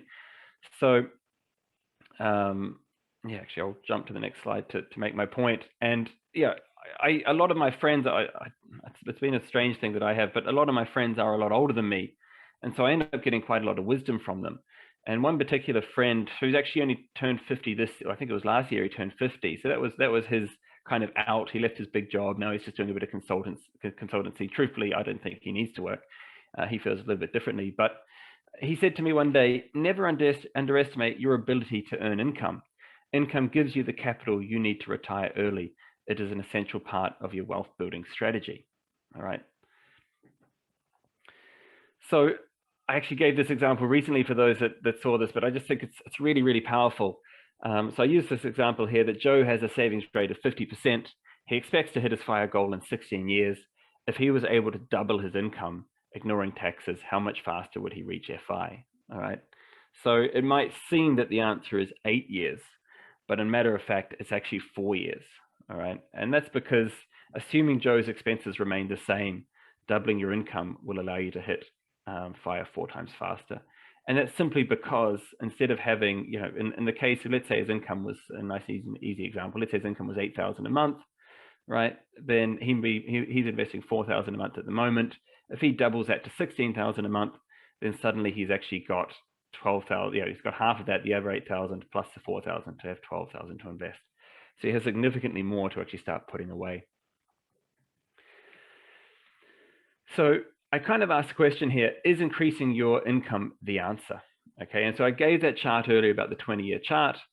And, you know, one of the problems of this approach, and this is certainly something that I've found in the last 4 years, is that working longer and harder kind of goes against the core aspects of the FIRE movement. So we all know that FIRE is ultimately a time freedom movement, all right? Money is just a tool to get us there, all right? So it's really something that's often forgotten, that we're actually here to try and give us more time. However, it just then becomes a bit of a question of a trade-off, all right? So, you know, is working extra time going to be worth it if it gives us more time in the future? And I give an example here. So in the last few months, I took on an extra project as a software contractor, and it resulted, it was a 3-month contract. It resulted in me earning an additional roughly 21,000 euros. And yeah, for me, that was quite an easy trade-off, because it was basically 3 months of work was going to give me an extra 1 year in retirement in the future, because that 21,000 was going to basically put me up an extra year in my list on that chart that I presented earlier. And so as much as work can be painful, and there's days there where it's hard, I find that if we structure work with purpose and we make goal-orientated decisions, that we can actually ultimately prevent burnout. All right. So one of the ones I'm doing at the moment is looking to buy a new investment property. And so that would be a matter of me actually, and some of the money that I earned in the last 3 months, I'd be looking to utilize that. And so you have this goal in your head, that's what you want to do. You have an idea of how much you actually want to work and how much you want to save. And then you go and put a plan together based on that. It can be quite motivating. So yeah, I mentioned that contract earlier. It's just a summary. I think I've already covered it. But yeah, basically that 3-month contract, it was paying me an additional 500 per day. I took it on top of my current contract. So I have been working fairly hard over the last few months, but it's resulted in a massive amount of money being added to the portfolio. And like I said, I did it with purpose. And look, I am looking forward to the project ending, but it has given me an extra year of retirement. So we kind of look at some of the ways, and look, everybody's situation here is going to be different. All right. So it is one of these cases where not all of these are going to apply to everybody. But I'm hoping that for everybody, there's certain, so yeah, some of these might be, you know, applicable to you. So job switching is probably the most common one. Okay. And, you know, I've heard stories. My own sister did this in London. She was constantly job switching. And really it's about kind of asking yourself, when whatever your work you're in, are you earning or are you learning? Right. So you in it for the money, or you're in it to actually learn something to allow you to earn more money later. Have a very active profile on LinkedIn. LinkedIn is an amazing tool. I get contacted all the time for new opportunities on LinkedIn. So if you have a good profile, you'll find that opportunities will come to you, and when they come to you, you can actually demand a lot more income. And that can be as simple as basically taking your current income, and when an opportunity comes along, being determined to take maybe 10, 15% more if you are going to go and switch. You'll find that doing that several times will actually start to compound, and with your ongoing experience, you can increase your income pretty quickly.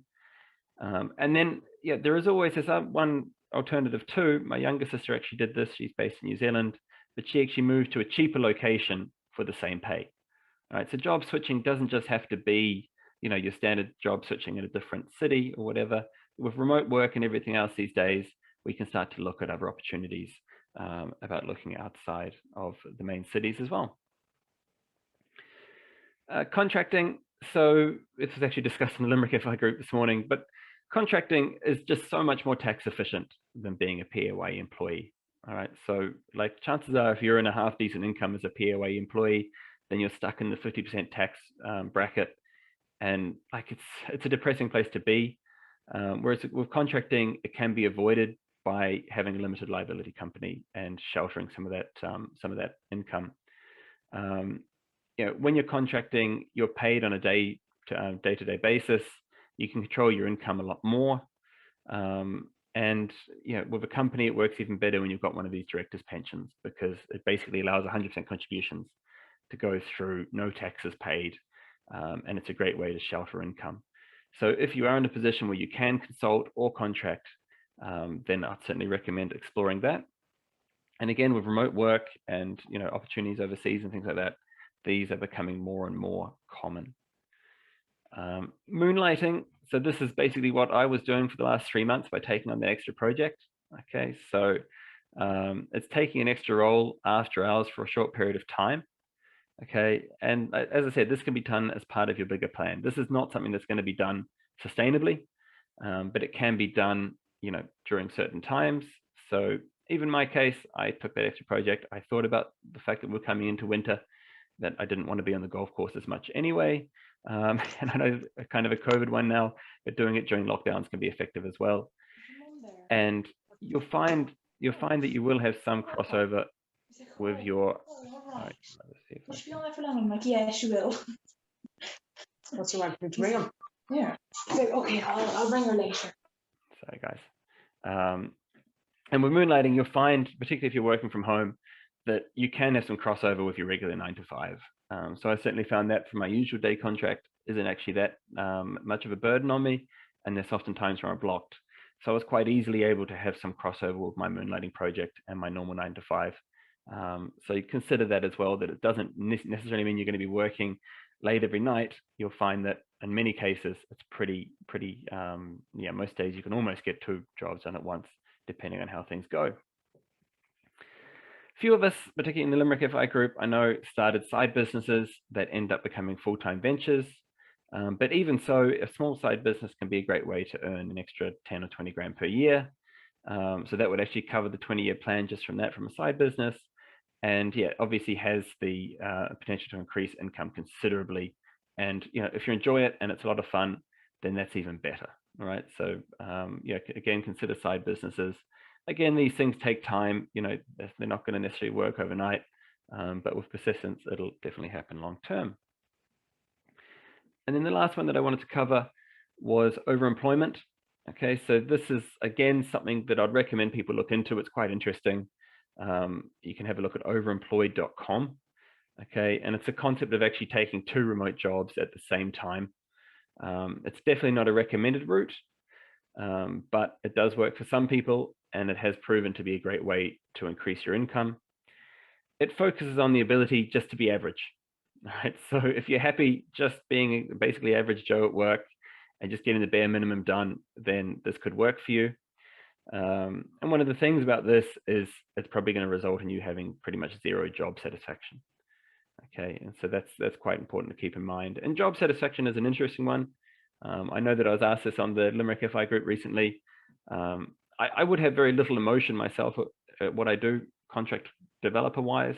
I enjoy the coding aspects, but I wouldn't be huge on worrying about it too much. I try to lose very little stress from the job, because I actually try not to get too caught up in the politics and everything else. I'm just there to do the job and that be that, because I'm focused on the bigger goal of financial independence. So a job is just, or work is just, again, like it's just a step in the way of financial independence is how I look at it. And it's quite a liberating way to look at it as well in many cases, because as you get on with your own journey, you kind of realize you're getting a little bit closer. Then you do start to kind of get that kind of FU optional sort of FU money feeling a little bit, particularly when you get the emergency fund geared up. Like I could take 6 months off now if I had to, and know that I'd be okay. And that's quite a nice place to be. So, you know, from that point of view, I don't worry too much about the actual work or the politics of the office. I'm just there to get the job done. And I say that to people often, you know, particularly as a contractor, you're there just to get in, get the job done and get out. So yeah, really just on some of the summary here, look, all of this stuff about increasing your income, it needs to be done with purpose. And yeah, we know that the faster that we can build our portfolios and the more that we can add in the early days, the better it's going to be for us long term. So I'm certainly not suggesting to anybody that they go and work the next 10 years of 16-hour days, because that just simply isn't living, and it's probably not worth anybody to lose 10 years of your life. However, there's certainly ways that it can be done in short bursts, and when they're actually, you know, thought about in terms of having some sort of ultimate goal, that can be quite impactful and quite motivating as well. And I use the example there that in the first 4 years in these numbers, 4 years to get to 100,000 euros. And in the last 4 years adds 220,000 euros. So it's more than double in the last 4 years. And that's that compounding effect. And so, you know, for us to try and get ourselves into a coast FI position, it's a really nice place to be, because it means that we can actually let the power of compounding do more of the heavy lifting for us. I think I've covered that off. Excellent. So yeah, I think I've actually finished there in terms of what I wanted to present anyway. I can jump over to some questions now. No doubt there will be some.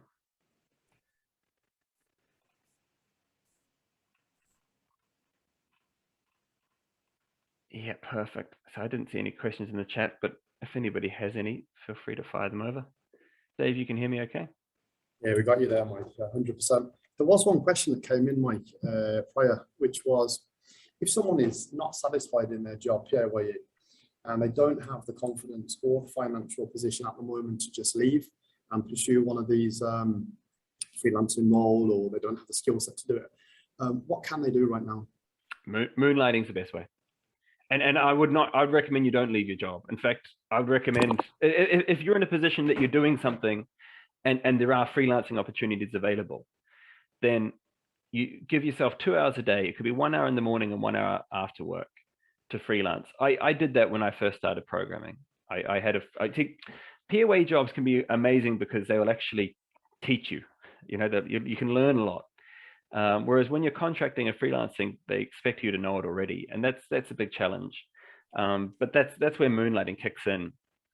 And look, that's going to be hard for a while and it takes time, but after a while you'll get to a stage where, you know, the freelance, you'll be so confident and happy with the freelancing work. But I think for many of these things, you've got to trust your skills. You know, it's a massive part of it is if you're in something where you can freelance or consult, you've got to be willing to trust your own skills. I mean, I'm contracting now, but I mean, I freelanced for, you know, 15 years and I never had more than 2 or 3 months work lined up. So it really was a case where yeah, I had to feel confident in my own ability to find work from that point of view. But look, as Kiss say, it's never too late to work 9 to 5. There's never been a better job market, in my opinion, than the last year or so. So it's a great time to get going. Yeah, but look, yeah, hopefully I've answered that. I can see some other questions here. Yeah, so Grace and Patrick just asked, what do I use to invest and does it include a pension? So yeah, pension is a massive part for me. I try and put 50% of my portfolio into a pension. I was a terrible investor. I think I'm better now. I was a terrible investor. I invested in all sorts of horrible things. But these days I stick to just basically equities and property. So we own one investment property and we're thinking about taking on another one. Yeah, Anne says, where do you invest to realize this compounding? Well, I mean, yeah, compounding will come naturally when you don't withdraw within your portfolio. So, yeah, the share market obviously is an easy one. So when you're reinvesting dividends, you're allowing the share market to rise at the same time that you're adding contributions, cost averaging in, that compounding will happen. So, you know, we don't draw any money down from our portfolio, and we just reinvest any of the money that keeps going. And that's where you get it. Best advice I can give you there is go and have a look at some of the compounding calculators. I'm obsessed with them, but you'll see just how quickly that sort of compounding can kick in. Vincent asked, do either of your jobs know about the other one? So yeah, that's a great question. Check out overemployed.com. There's 12 rules, and 2 of the rules specifically say don't talk about having 2 jobs at once. In my case, it's a little bit different because I'm a contractor, and the contracts actually allow me to take on more than one contract at once. So I'm not actually breaching any rules. In saying that, I wouldn't go and tell each other about it, but I'm not breaching anything legally. But no, typically I wouldn't tell one or the other about them. But again, most of the time, you know, I'm working different time zones for them. There's no reason why they would go. Thomas says, spend 5K on a family ski holiday or invest 10K into pension. Yeah, that's always a hard one, Thomas. I'm going to answer that one. I'm going to do my best. We hadn't been on holiday for 3 years, and we managed to get a holiday for a week in Spain for 480 euros per person through TUI. So my advice would be, see if you can spend less than 5 grand on a holiday and then put the rest into a pension. How's that for an answer? I think the answer is to both, though. You've got to live your life as well. So, you know, find a compromise there if you can, is what I'd say. It's hard. Mike, Okay. would you be joining at 8:30 for the informal? Yes, I will come back and answer some of these questions, because I can see there's a few here and I do want to answer them all. So can I come back on at 8:30 and answer the rest of these, Dave? I'll take a copy of these now. Yeah, no, I'd appreciate that, Mike. That'd be cool. Excellent. If you can keep I keep one of will. them. Do I need to pass you back as a host? I'll just reclaim that now. Okay. Well, thanks. It's always amazing how quickly that time goes. No, and I appreciate the presentation, Mike. And just some brief feedback from me before, guys, we go into the break, and then we have 2 more speakers up this evening. I think that you mentioned extremely overwhelming. Again, the theme that comes up, and you mentioned the ability to build the confidence and get on with it, basically, and have this liberating feeling. And I think that what's interesting about the presentation, Mike, for me anyway, and people here, is that 16-year original plan you had, and then you're looking at that kind of 20-year plan, and that kind of what we need to do to invest. And then moving into, right, I know my FI number, I'm punching in the figures into the calculator, and then getting conscious basically and saying, right, what goal-orientated decision do I need to make on this? And, you know, start as you said, and look at earning or learning. And it's all just a means to an end at the end of the day. So look, we'll go into a break, and for anyone that doesn't know, maybe Mike can explain at the end what FU money is and how you can put yourself in a position to be proactive and not reactive. So a position of strength, Mike. So guys, we'll take a break. We'll be back in 2 minutes because that went on a little bit, but that was fantastic. Cheers, Mike. Yeah, sorry, Dave. Guys, I've got those questions written down too. I'll be back at 8:30 to answer them. Perfect. I'll put the poll up now for the next speaker. Thanks, guys. Aaron. Thanks, Dave. All right, we'll take a break for a few minutes. Just going to put a poll into the chat. That was Mike from the Irish Fire podcast. The next question, poll question, which is for Aaron. Aaron from Mr. MFI, is how much did your most memorable experience cost? Okay, just think about that for a minute. How much did your most memorable experience cost? A, less than 100 euro. B, 100 to 999 euro, it's just 100,000. C, 1,000 euro to 5,000 euro. D, 5,000 to 10,000 euro. Or did your most memorable experience cost 10,000 euro plus? Put your answers into the straw poll, and I'll just ping up the results so we can lead into that in a moment. Okay, guys, if anyone's just grabbing a cup of tea, that's fine. We're happy to run over for a minute there. Mike answered some great questions and it's going to stay on at the end. Aaron from managingfi.com. Before I introduce you, are you on the call, Aaron? Is your webcam there with you? Good, man. can see you. Hey, Aaron, how's it going? I'm doing well. How are you, Dave? Yeah, no, fantastic. And thanks for joining. Absolutely. Good, man. I've just pinged up a poll for you, Aaron, before I introduce you into the chat. And I'm just going to pull some results up here and see what people are saying. So most people, you know, with 10 votes, 53% of people say that their most memorable experience actually cost less than between €1,000 and €5,000. 21% of people said it cost less than 100, and 21% of people again said 100 to €1,000. So it seems that it's on the lower cost side of things, which I kind of half expected anyway, which is cool. Now, guys, look, Aaron is our next speaker. Aaron is joining us EST time, right? New York, Northeast New York State. Aaron is a blogger who is going to discuss this evening about happiness dividends, which is a play on the word of dividends. So, for example, if you invest in a stock in the stock market or an investment trust or an ETF, this would pay you a dividend, essentially, can do, which is a kickback each month or each quarter. So Aaron's going to kind of discuss how, I suppose, if we invest in experiences, this can give us a dividend because we can kind of replay that memory over time. And, you know, how do we accomplish this? And, you know, what can we kind of do to enhance our experiences and get more bang for our buck without derailing? So look, without any further ado, Aaron's buzzword is dividends, obviously, and Aaron will do a one-to-one free coaching session. You'll have to decide if it's GMT or EST or whatever you guys are doing when you meet up for whoever wins that prize. But the buzzword is dividends. So Aaron, I'm going to hand host control over to you. Are you ready? I am. Yeah, just need you to make me host. Let's do that. Can Okay. you hear me okay, Dave? Yeah, I can hear you now. Let's unpack this. Cheers, Aaron. Sounds good.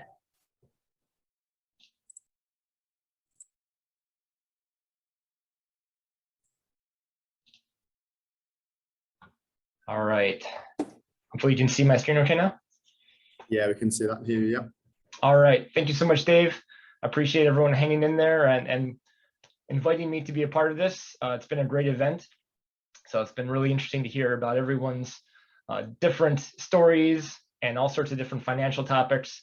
And my topic today is going to be related to finances, but a little bit different, a little bit more into the mindset and some of the intangibles that can also come with money. Happiness dividends. As Dave mentioned, you know, dividends in that word, but you know, what the heck is this happiness dividend thing? We'll certainly get into that, but it is investing in memories. It's investing in experiences that are going to pay you back in happy ways throughout your life.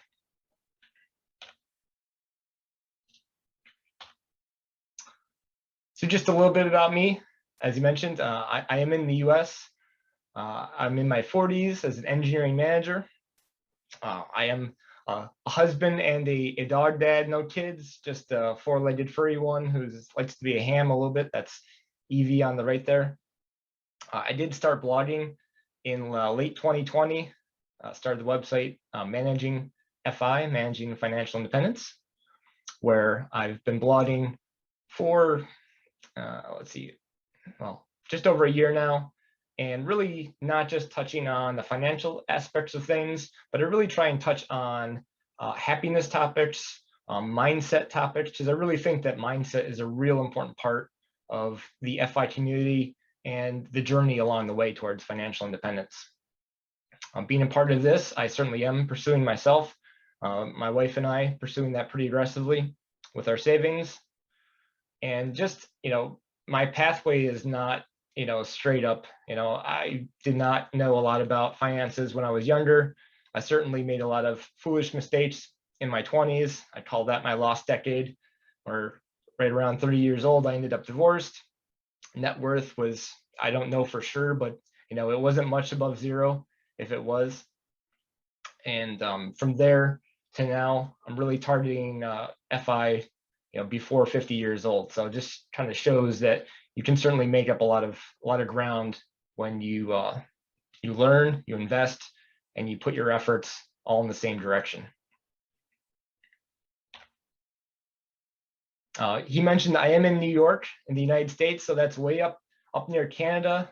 You know, if you're familiar with Niagara Falls, that's what this picture is in the upper left. So this road is actually the Canadian side, and the falls on the left are the United States. So pretty spectacular natural wonder. And I mentioned I'm a blogger. I'm no Mr. Money Mustache, a baby blogger, we'll call me. But I did look up a little bit from my blog stats, and I did happen to notice quite a few people from Ireland, which, you know, it's a much smaller country, but quite a few people have read some of my stuff from Ireland. So I was pretty pleased to see that. So where did this concept of happiness dividends come from? Well, I didn't invent this idea of a dividend based off of your spending. I really got the inspiration from this from a book called Die with Zero. And as the title suggests, it's really about not spending your whole life acquiring money and, you know, leaving that at the end of your life with a whole bunch of money in your bank account. Really the book is talking about a bunch of different ways where you want to consider spending that money along the way, to your kids, to your heirs, on your life and your experiences, so that when you get to the end of your life, you've really used that money for its purpose, which is to live, and you leave the world with as close to zero in the bank as possible. Well, regardless of how you feel about that specifically, one of the concepts in that book that really resonated with me is something they called memory dividends. So let's try and jump back into what a regular dividend is. When you invest in a company, that company sometimes will return its profits to its shareholders in the form of a dividend, you know, monthly, quarterly, more commonly.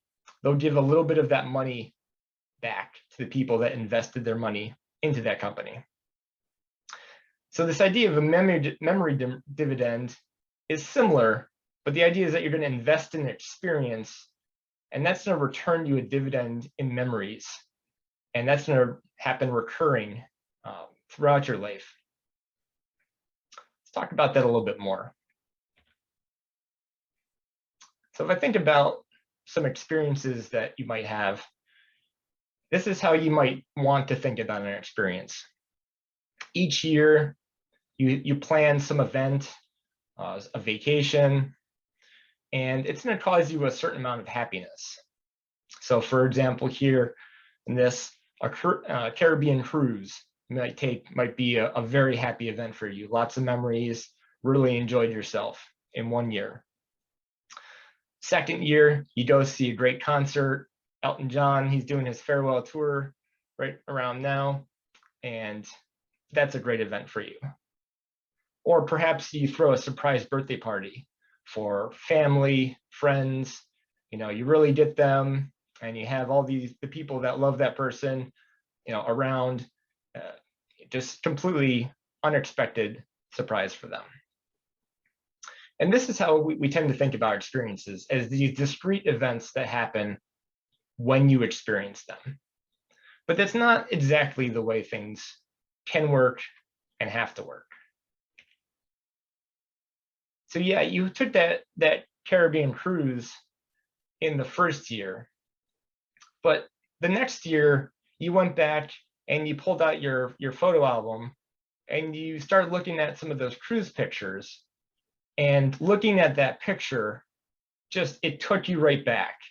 It took you right back to that jet ski excursion that you took, or just being on the balcony of the cruise ship, smelling the salt water air and feeling the warmth of the sun on your skin, you know, with your significant other. It really just brought that whole experience back. And so while you spent the money on the cruise in that first year, that second year, you were able to get some of that experience recurring again. And the same thing can happen in the third year. You know, you look on Facebook, because you posted on Facebook about the concert that you went to, and all of a sudden you see this picture of what was the encore of Elton John doing Rocket Man, and confetti falling from the sky, as he's doing that song. And again, that brings you right back to that huge experience that you had with thousands of people around you and the energy of the concert and just all the joy that came with that. And likewise, that year, some of your friends remembered that you took a Caribbean cruise a couple years back, and they asked you, hey, how was that? Could you give us some recommendations of things to do?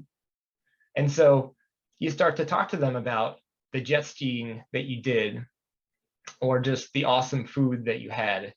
And once again, that experience, you help your friends and you bring it all right back. All of those memories come rushing back, and you experience some of that all over again, even though you didn't take the cruise again.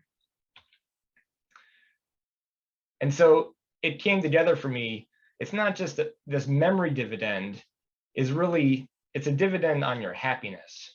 You're spending an upfront amount of money on an experience.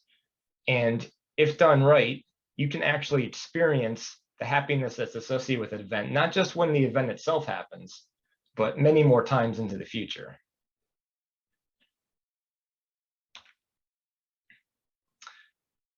A couple of peculiar things about these happiness dividends is that they're not just like stock dividends, but you can actually increase the amount, how much happiness you're going to get out of any particular dividend. So I was reflecting on this and I came up with some different things that I thought helped enhance the amount of the dividend that you receive when you go through an experience. Now, there's a number of these, and which one of these resonate with you is going to be specific to the individual. So one of these or more of these may resonate with you. So you really need to experiment a little bit. But so these are just some thought provokers, right? What makes something memorable? In this case, the picture, I had a sea lion here that decided to unexpectedly make it a table for 3 instead of a table for 2. So an unplanned thing sometimes can make it very memorable. So one basic thing is just to do something new and different. It just has to be new and different to you. Anytime you start to do something that's potentially new, it has the possibility of being a truly memorable experience going through it the first time. And I think if you can do something that gets you out of your comfort zone, all the better as far as making something that's memorable to you. This one, getting to ride a camel on, it actually was a work trip, which is why I'm wearing work attire. But this one is memorable for me, not because just I got to ride a camel, but I was actually in the Middle East when and it wasn't in a pandemic technically, but if you remember MERS, the Middle Eastern Respiratory Syndrome, I was warned before I went on this trip, stay away from animals, any kind of farm animals, they could be carrying this. And so I got in country and the opportunity presented itself to ride a camel or not. And so I had to make this trade-off of risk getting MERS or have this experience that I might never have again. And ironically, I did never have a chance to ride a camel again, but I took the chance when it was presented, and now I have that memory forever. And no MERS, thankfully. Another really important element that I've found is that it involves people, that you're sharing that experience with someone else, be it friends, family, even complete strangers can make something more memorable when you share it with them. So often planning things around experiences with my wife. We took a hot air balloon ride there on the left, or I took a family vacation on the right. So I got to share that with some extended family and some friends of theirs. So getting to take those experiences and then pull other people into them helps make them memorable for me. And then the added side effect of that is that we can talk about that experience later. I can go to my wife, hey, remember when we went on that hot air balloon ride? And then we can both share in that.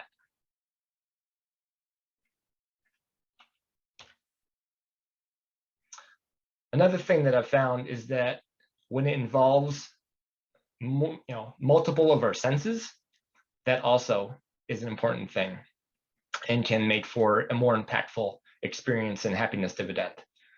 So touch, taste, sight, sound, and smell. If you combine more of those senses, it really can enhance things. So this is a picture of the world's largest hot air balloon festival. It's in a place called Albuquerque, New Mexico, and close to 1,000 hot air balloons are a part of that festival every year. And this is an event called the Evening Glow, where all of these hot air balloons are inflated. They don't actually take off, but they inflate them all, and you can walk amongst them, just the people, you're not restricted access. And so you can just literally look around.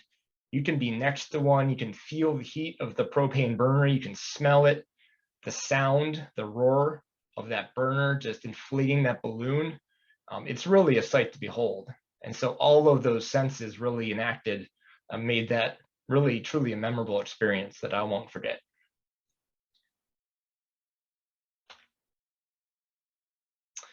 Something that has an emotional component to it certainly makes it memorable.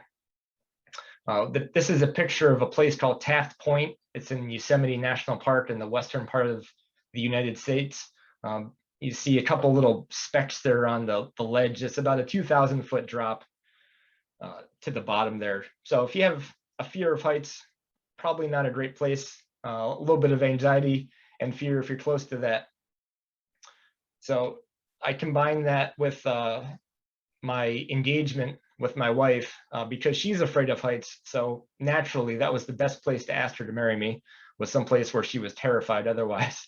So combined the emotion of a kind of fear and elation all together. We were safely away from the edge of the cliff there where we were, but obviously that being a substantial event. But aside from that, there was still a lot of emotion tied up in that being a high spot on a cliff.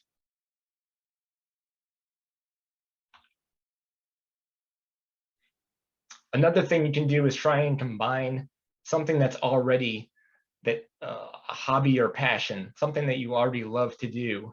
If you can weave that into an experience, it's something that you're likely to remember and really reflect positively on.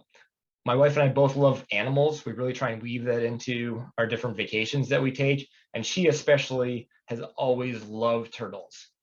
And so really a bucket list item was for her to go to the Galapagos Islands off the coast of Ecuador and see these massive tortoises, which on the left side, that's a 100-plus-year-old tortoise that's huge that we're behind.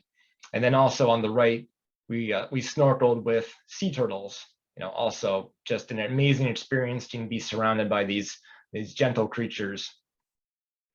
So anytime you can combine something that you already have a love of, maybe you love automobiles or whatever the case may be, anytime you can combine that with some experience, better chance that you're going to really remember that.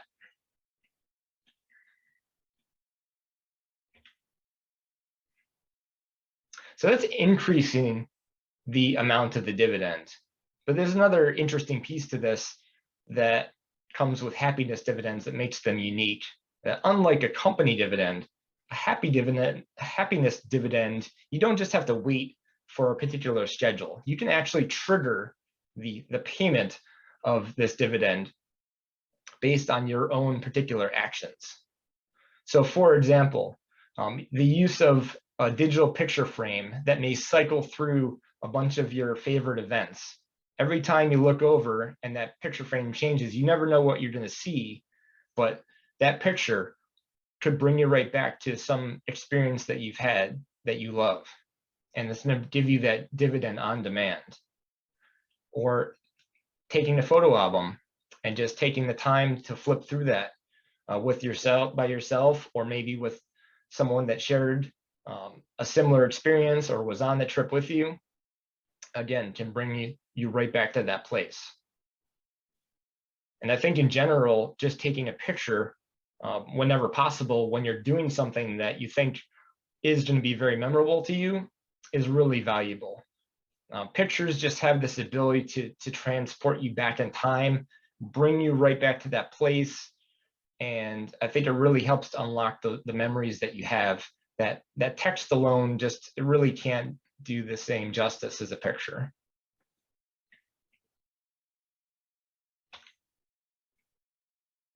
Another way that you can do this, and something that my wife and I use very regularly, is social media to do this. So Facebook has a memory feature that on this day, you can look into the memories and it'll tell you on this day, 1 year ago, 3 years ago, 5 years ago, these are all the things that you posted. And so for that reason, every time that we go on a vacation, we go to a concert, we see a comedian, we have a family get together, I make sure to post at least something about that experience. And then I have a reminder on my phone, although it's pretty much habit at this point. But every evening with my wife, right about 7:30, we pull up our Facebooks and we will go together and flip through our on this day memories with each other. And we'll, share our phones over. Hey, remember when you did this? Remember when we did that? For example, this was on this day for me 5 years ago. My late Labrador retriever, we used to always go to the park. And so it reminded me of a great time with him when we go out in the frigid cold sometimes, and he just loved it. He just ran through that snow like it was nothing, because he was in this happy place. So it's just a great way that I can transport myself right back to all those same experiences that I've had before.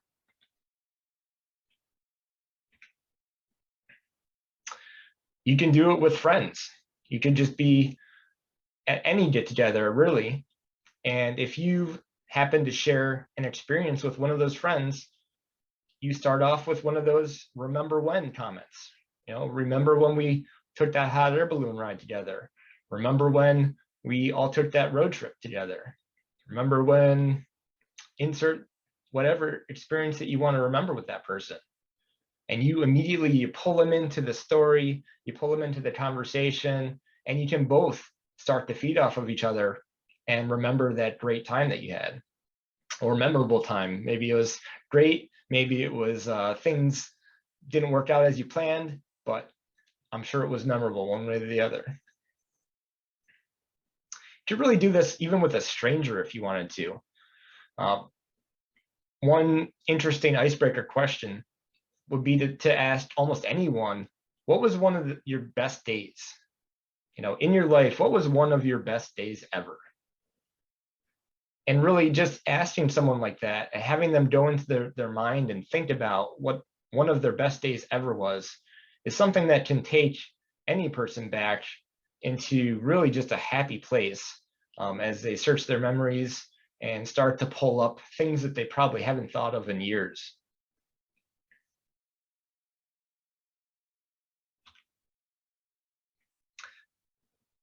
Now, this is an FI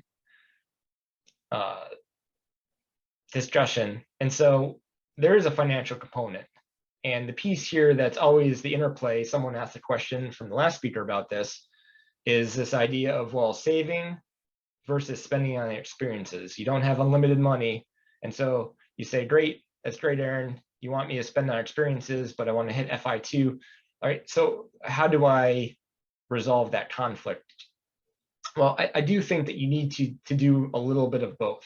You need to find the balance point where you're not just all saving, investing, and you can start to do those experiences early and get those happiness dividends going.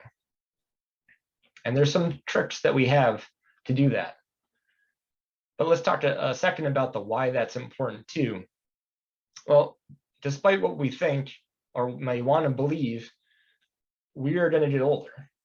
And the younger you has more energy. They have more appetite to take risk and seek out adventure. They're likely going to have better health, right? Those pieces are going to be higher for them. They're less likely to have as much money or comfort requirements, right? You might be willing to do something like sleep in your car or go sleep in a tent. The older you is going to, as you age, right, your energy is going to go down. That appetite for risk and adventure is going to lessen. Your health is going to get worse, right? But the money that you have is going to increase, and your comfort requirements are probably going to be higher. You don't want to sleep in a tent anymore. So understanding and being honest with yourself that the younger you can have experiences that are slightly different and can have unique experiences that the older you just won't be willing to do. You won't be able to take that ski trip after a certain point in time. You won't be able to go skydiving. You won't be able to climb that mountain. So you have to find the balance, because there is a point that you won't be able to do it. So you have to make that memory when you can make that memory. As it is inevitable, right? That at some point things will transition. You will be able to climb a mountain today, but there is a point where you will mostly have your memories to rely back on, those happiness dividends to really carry you forward and to reminisce upon. So how do we accomplish a little bit of the best of both worlds and really gain the most bang from your experience buck? So I talked about the things you can focus on, but from a financial perspective, this goes into things like travel hacking and just doing some things a little bit more unconventionally. Things like credit card rewards points towards flights, hotels, cash back are one way to help do this.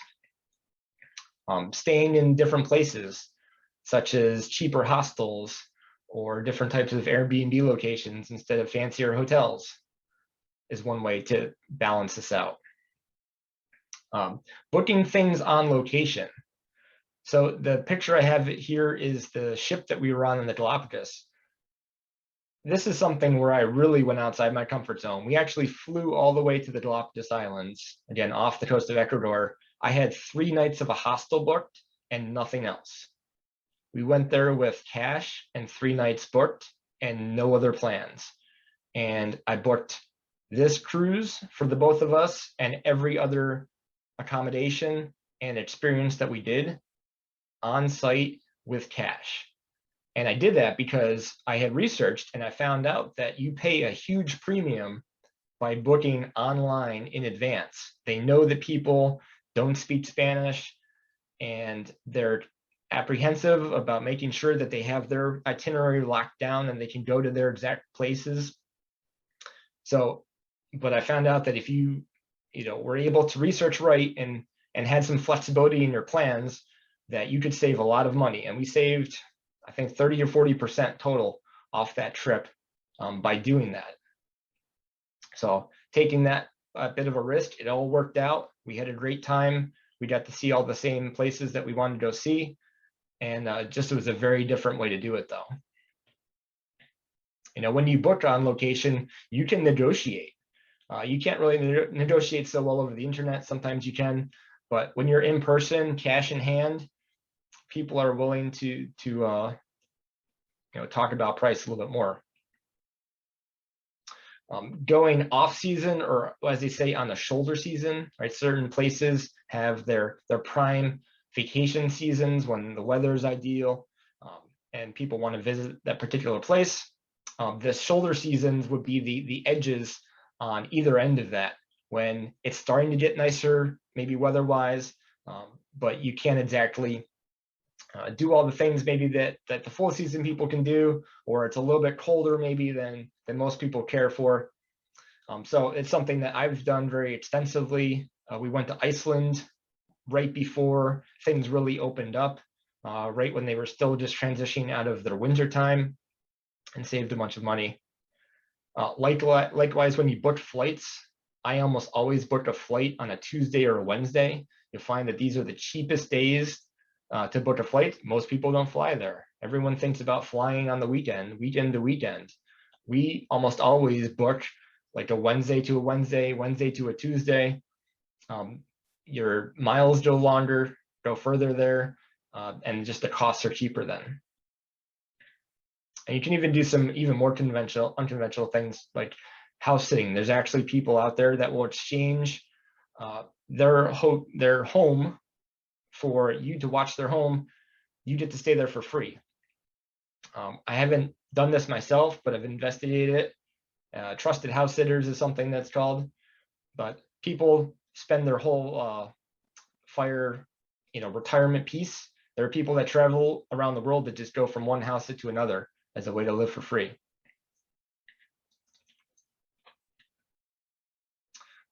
So, at a high level, it's really about focusing on what's important to you. You only have so much money, so pick the things that you want to focus on and save less, spend less money on those.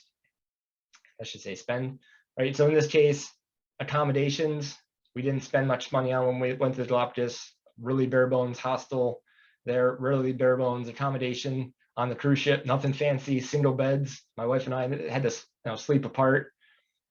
But because of that, it allowed us to spend more on the height of a volcano where we saw this awesome rainbow, or getting to visit this island where the seals just were happy to flop around next to you. So don't spend on the things you don't care about, but then do spend lavishly on the things that you do.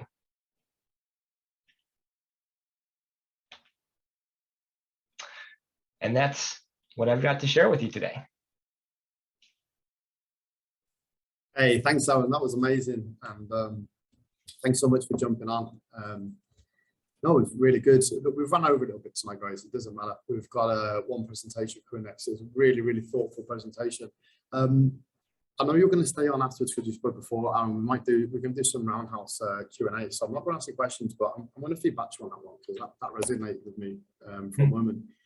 I love the concept of the happiness dividends. I think one of the things, and it's interesting that you're doing it from where you're based at the moment. I talk about the 4 pillars is, I talk about the health pillar. I know you're big into your health and fitness. You run every day, and I talk about the finance, which people get caught up in. And Mike was kind of saying this evening himself, like, you get the money sorted and you get on with like what you actually want to do for time and it's coming up. And I think the fulfillment is the happiness that I talk about, the fulfillment pillar. And you really did a whole presentation on that this evening. And then obviously relationships, professional, personal, you talk about your wife there, and it's all interlinked. I think that you mentioned that in your 20s, it was your lost decade. And another running theme we see here, I see anyway, in the FI community is people are searching out for something happens or have this lost decade, or, Ruth talked about this kind of like being overwhelmed, or this like, lost kind of feeling, and this death and different things happen, right? And then we kind of seek out this new information, this new lifestyle, and we find this lifestyle movement, financial independence, which I early. And then we kind of figure out that, happiness and fulfillment is the end game, I guess. We're not doing this to go into depression, right? We're doing this to raise our joy in our game. I think that you're right that it's never too late, and you certainly are a baby blogger, by the way. I'm going to read the book Die with Zero, and I'll put it up on the blog. I love the concept of unplanned, doing something new. And I really wonder, how many of us are scheduling and budgeting our happiness time and our fun time into our 24 tokens or hours we have per day to spend. And are we it's okay to have fun all the time, right? And to kind of drift around, but are we genuinely scheduling this purposeful, meaningful happiness time into our daily tokens, 24 tokens that we have? And thanks so much for joining. And I think that, the last thing I want to say is that in Ireland anyway, I think that being busy and being a workaholic is kind of, I don't know with yourself over there, but people wear this as a badge of honor. I'm joining the candle at both ends. I got 3 hours sleep last night with a HIIT workout, and I skipped breakfast because, that's what people do. And, I did this and I did that. And one thing that people always say to me here is, so how are you getting on? So I'm getting there. So, well, where are you getting, Mike? Where are you going? And I think your presentation makes you stop, take count and say, wow, we've been mindful about this experience. And I love the photos you put up. So look, that's it for me. I won't go too much into it, just my feedback. But Aaron, thanks so much for coming on, man. Sure, you're welcome. Appreciate it. Guys, we have one more speaker up at this marathon event. It certainly is a marathon, like the financial independence retire early movement, you know. So the next speaker will be Miroslav, and Miro's going to kill me anyway for getting his name wrong.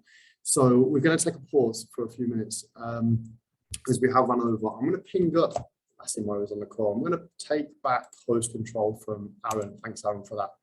And I'm going to ping up before I intro Miro. Miro's at the last event. Here's poll. So I'm going to put that into chat. There we go. And the question is, should you fail to achieve your goals for 2022? I'm assuming it's the 10th of January that we've made some resolutions, we have some goals. What would be most likely the reason for the failure? Is it A, fear of success and or failure? Is it lack of understanding about the goal setting process? Is it lack of commitment to the goal? Is it inactivity? Is it analysis paralysis? Is it a lack of a real destination or failing to plan? Is it having too many goals? Or is it actually feeling unworthy of the end result? Or last of all, is it just a lack of motivation to change? That's gone into the poll. I'm going to go offline for a minute and we're going to come back in and we're going to get Miro on. I'm going to introduce him and we're going to finish this event before we go to Q&A. So let's pause that for a minute. Okay, so the results are coming in now as we speak. And guys, before we finalize with Miro, I'm going to just say that there was feedback at the last event and there's been feedback in between. And one of the things that people have asked for is the option to subscribe to live.firedave.com. So instead of having to purchase this one-off ticket, get the event ticket link sent to you, and you're buying these one-off tickets, the option to actually just register, just have a membership option per month, and you RSVP to all the live events. So at the end of the last Financial Independence Retire Early event, the feedback was for every 2 to 3 months to have a live event. So it was back in September, I did the last one. We're in January, we've got through Christmas. I'm committing to 4 live fire events per year. And the membership option is there at live.firedave.com/membership. You can subscribe for $4.99 a month if you prefer, rather than paying for the tickets every time. And there was going to be some ad hoc events in between that are not scheduled. So live.firedave.com/membership, you have the option to go $4.99 a month and subscription mode. You can cancel anytime and it will subscribe you to all live financial independence retire early events throughout the year going forward. Okay.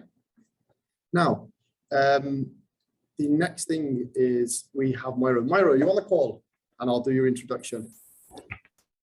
Yes, I'm here. Aha, good to have you back. Fantastic. Okay. Great to be here. All right. Well, Miro needs no introduction because you were received well at the last fire event that we did, Miro. And I know that you are also very conscious about the things that you do, and you've opted not to take the early retirement. Results are in, you can analyze them yourself, analysis paralysis and having too many goals, followed by failure to plan and lack of motivation. There's a lot of reasons there that people feel they may not achieve their goals in 2022, Miro. And, you know, I know that your buzzword this evening is comes with the prize of 3 audiobooks, which you're actually giving away. And Miro, I think that, you know, when we look at 2022 and we look at the things that move us towards, I suppose, success, however you define that, we look at happiness dividends, we look at intentional habit forming and all those different things. You will present today on how it's more important than a race to achieve fire, but to be more intentional with future happiness, and you know, as a bad idea, but looking at what we can actually do today, personal finance, minimalism, real estate investing, etc. You're part of the Slovak community, fire community, and we're absolutely delighted to have you on tonight, Miro. So I'm going to make you host, and I'm going to hand it over to you. Good evening. Right.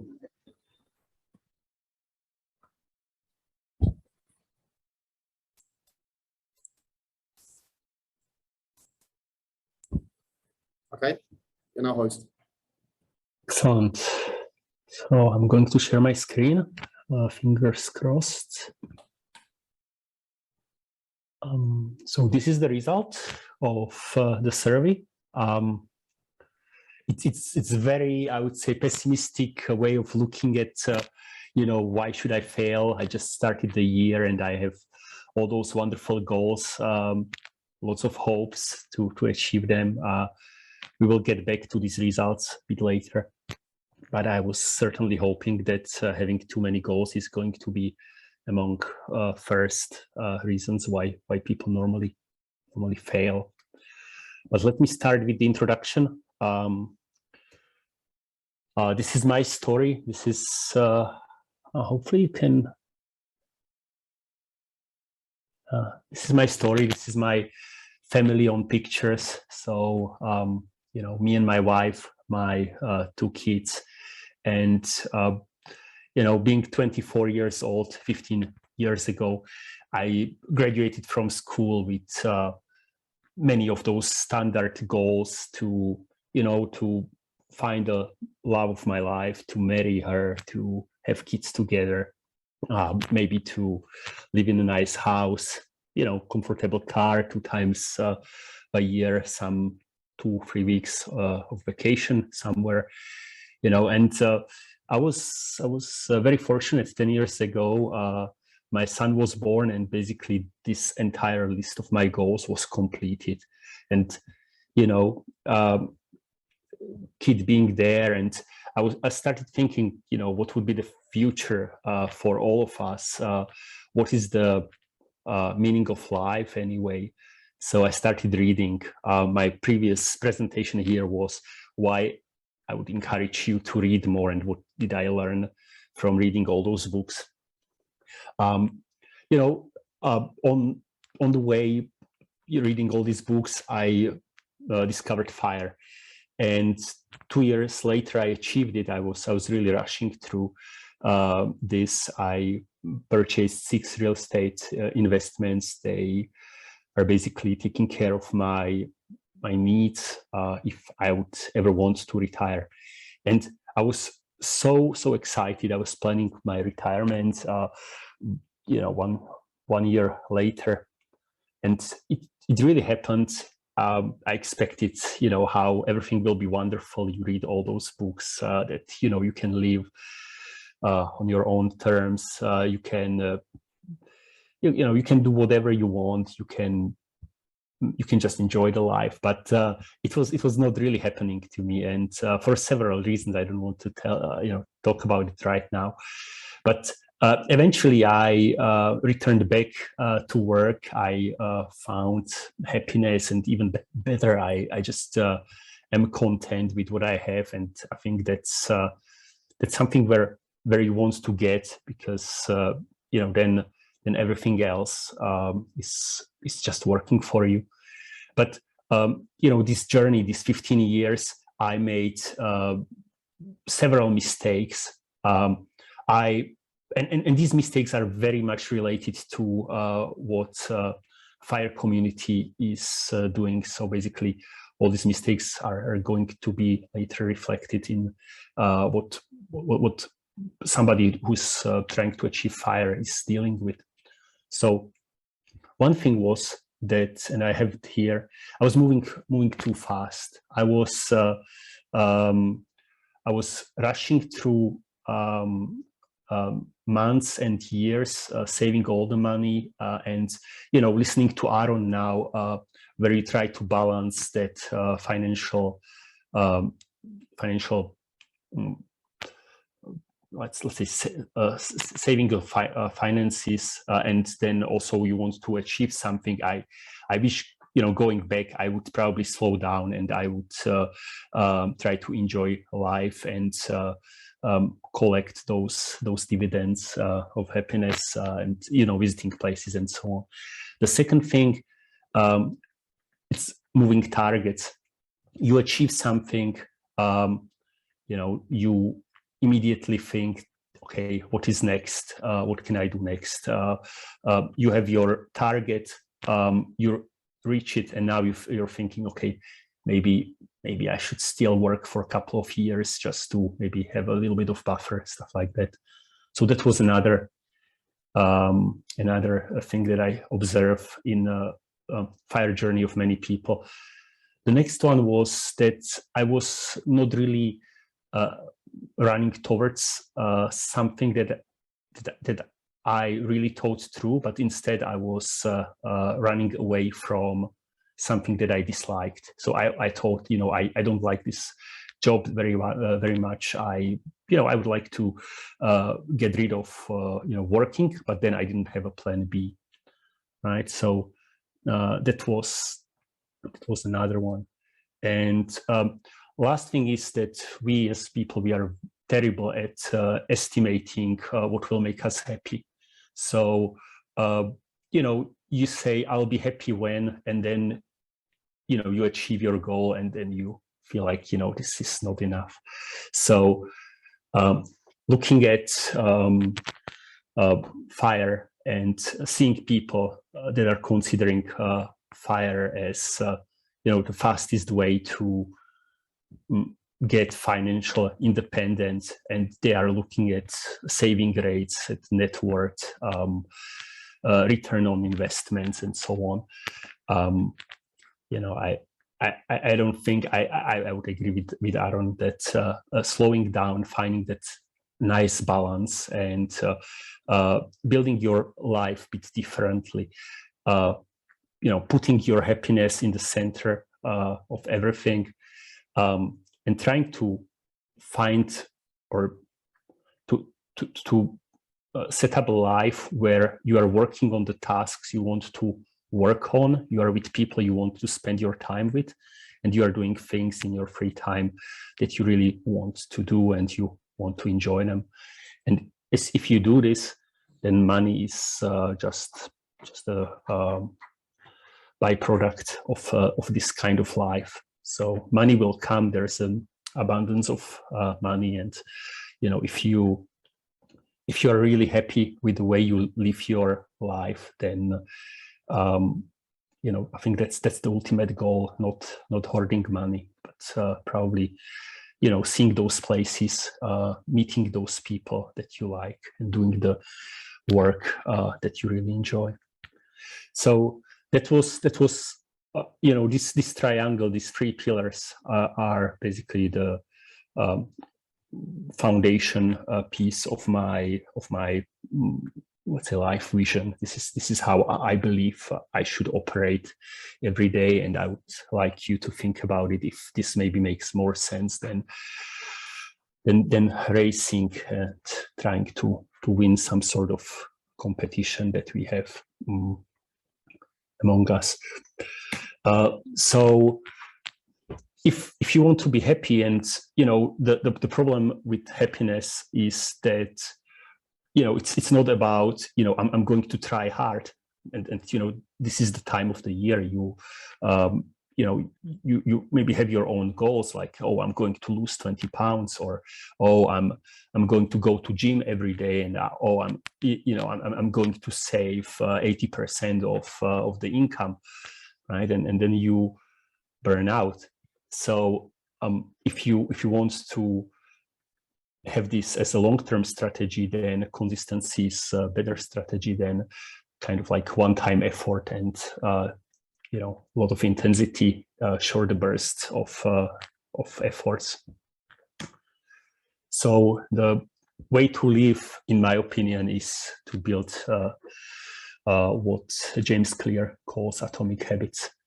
Atomic habits are really important because they create sustainable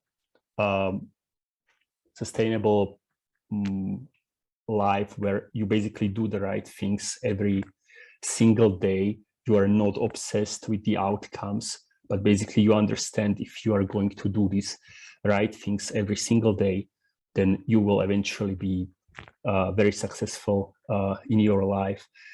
And this is a list of my habits that I built over the last 2 or 3 years. I'm not saying that this is what you should be doing. Try for yourself. Try to do things that just commit to doing things every day. Don't worry about I took a cold shower and it did nothing for me. Keep doing this. You will see the return in the long run, and you make your life very sustainable this way. the problem with habits, and that's why I'm basically back, and I was thinking what would be the extension of this topic, because so far it was mostly repetition of my previous speech, is you are going to run into this situation where if you would like to optimize every area of your life, you wouldn't have enough hours in a day to do so. So, you want to improve your health, you want to be good, I don't know, good employee, good friend. This all requires time. And I was just trying to estimate, how many hours a day you would need to spend on, or, invest in different areas of life. It's not adding up. This is not how things can work. We need to prioritize our life. And then I read a book from, where is it? Greg McKeown, Essentialism. And he was basically asking people 3 simple questions, which I consider symptoms of not prioritizing the life correctly. Or not at all. So, if you ask yourself, am I stretched too thin, or do I feel busy but not productive, or do I work on agenda of somebody else? And if answer to 1, maybe 2, maybe all 3 questions is yes, then this really means that you are not really prioritizing your life. You are kind of living life where some external triggers are kind of setting up your day. So you come to work and I don't know, there's an email and you need to answer it, and then there is a meeting that somebody schedules, and you're invited. So you join that because you want to be helpful, and you want to. It's work related, right? So why wouldn't you do that? But basically then the day goes by, and basically you help so many people with their own agenda. You were busy entire day, but is there that productive piece of the day somewhere? And so this made me think, and this basically then explored that basically made me look into so many aspects of how to build the habits in a way that I'm really productive, that I'm really prioritizing what is important and not what is urgent.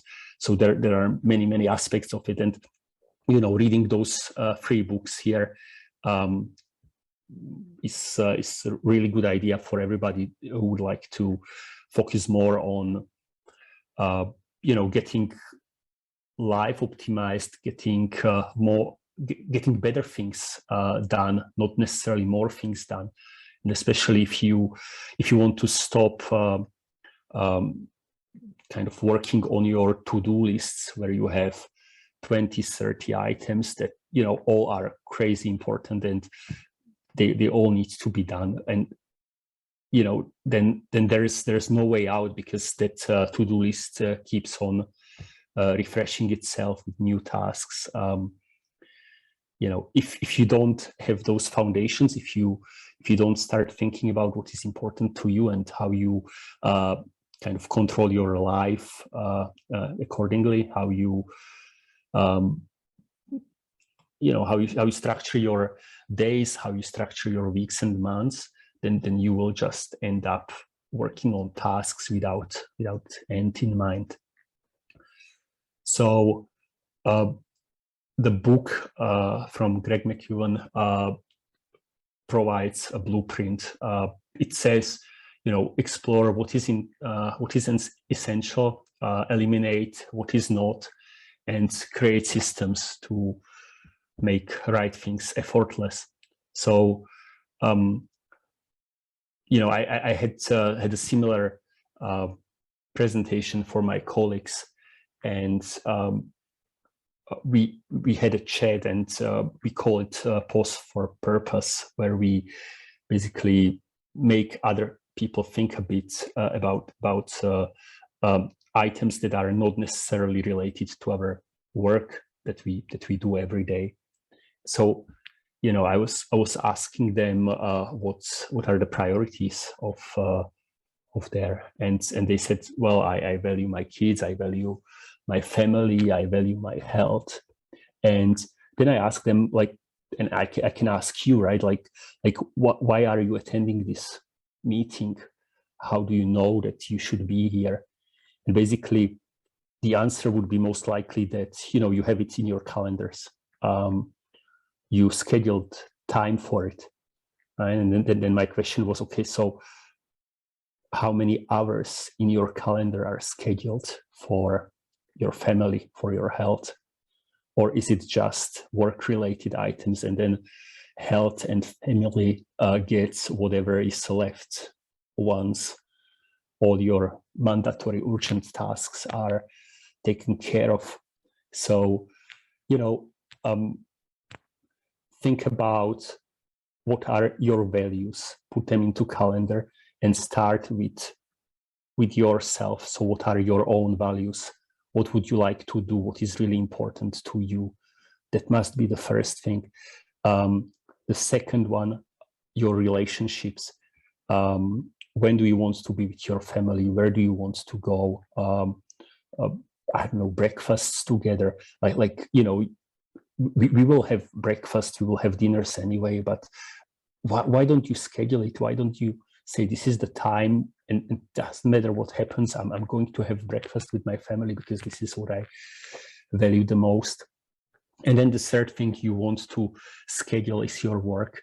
The work, in my opinion, from everything I tried over the last 5-6 years, is that if you are scheduling time for your work, you need to think about what is time when you are reacting and what is the time when you are kind of thinking and proactively trying to maybe visualize the future, and you're thinking more conceptually. So, you know, when scheduling your work, start with what is really important, and that's, you know, kind of thinking or some time just to think about what you want to achieve. Are you actually moving the right directions? Because we are all kind of rushing through life, and we are running really fast, but are we really running the right way, the right direction? That's what my concern is here. And then, you know, when it comes to eliminating to the elimination, we are creating too many bridges to success. We want to, in this group, we want to achieve financial independence. And now there are so many ways to do this: real estate investments, cryptocurrencies, ETFs. You know, you try a little bit of everything. And I can say for myself, I'm still struggling with this. So late last year, I started investing in cryptocurrencies. If you look at what happened to Bitcoin over the last 3 or 4 weeks, you know, but I was in this fear of missing out, and I just wanted to try my hand. I mean, I have luckily invested only as much money that I'm very comfortable losing. So I consider it kind of like a casino game. I'm going to choose the color, and it either goes up or down. And, you know, but looking back, I think the more important than losing money is, you know, me losing time, thinking about those investments, monitoring them, and so on. So, you know, just try to think what is really important, and you don't need to try every opportunity that comes your way. You don't need to go for every option. You need to learn to deal with distractions. There's a great book from Neil Ayal and Ayal, Indestructible, where he basically presents a blueprint of how to deal with distractions, and especially for me, learning that we need to control internal triggers. Everybody thinks there are all these pop-ups and dings and different notifications and so on, and I just cannot deal with it. I cannot control myself. But you reacting to different things, it's more related about let's say discomfort. You are either curious, or you are maybe anxious, maybe you are tired, and then there is, I don't know, there's a Netflix, and you will spend 3 or 4 hours watching some sitcom just as a result of it. So try to understand how are you feeling, why are you tempted to react to those external things around you, and there are certain ways how to deal with it. So again, I recommend you to read Nir's book. Okay, and then the last one, and it's probably the last sentence I want to say. Try to think about how you can build systems in your life so that you make your life easier. So not the last sentence, but if you imagine that you go through life, everything that happens to you is a system. Like everything you do, the way you are brushing your teeth, the way you are answering your emails, this is a sequence of steps that you are going through. And for me, thinking about how to optimally approach my emails, that was a huge saving of time. Ignoring emails, not reacting to emails. The fact that people are sending you an email, you don't need to answer immediately or at all. So I think I would just encourage you to explore this domain, because different people before me, it was Ruth, it was Aaron, mentioned that if you are intentional about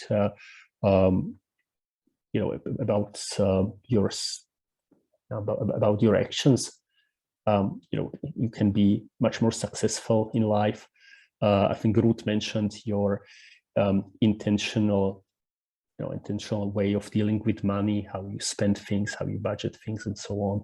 Aaron again mentioned that if you value traveling more than you travel something else, then you basically need to find a way how this is reflected in your life, because you will get older, because you will your health will deteriorate. So explore this domain, because you can be very successful and very efficient in your life, and that's what I wish for all of you to have, because that brings back some time and you can enjoy it. So thank you for listening, and hope you found some value in this. Have a nice evening, everybody.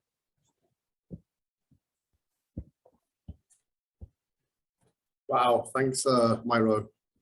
A fantastic presentation. Anyway, yeah, it's interesting. You're welcome. Thank you for joining. Really appreciate it. With a complete mix of speakers coming from different angles, but the core message seems to be quite similar. I suppose, are you going to stay on? I want to feedback to you just briefly, Miro, my own thoughts before we go to kind of formal chat. You're going to hang around, or have you got to drop? I'm going to stay. Yeah.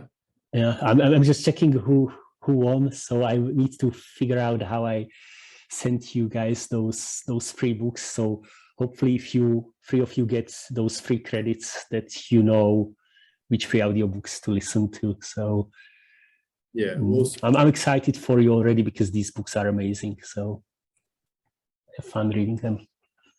no, we appreciate that. And I'm guessing it's probably on Audible or something, and you can send It's on Audible, yeah. so you can transfer the audio books over. Perfect. We'll look through the chat and see who actually won the prize from the bingo. So thanks so much for sharing that.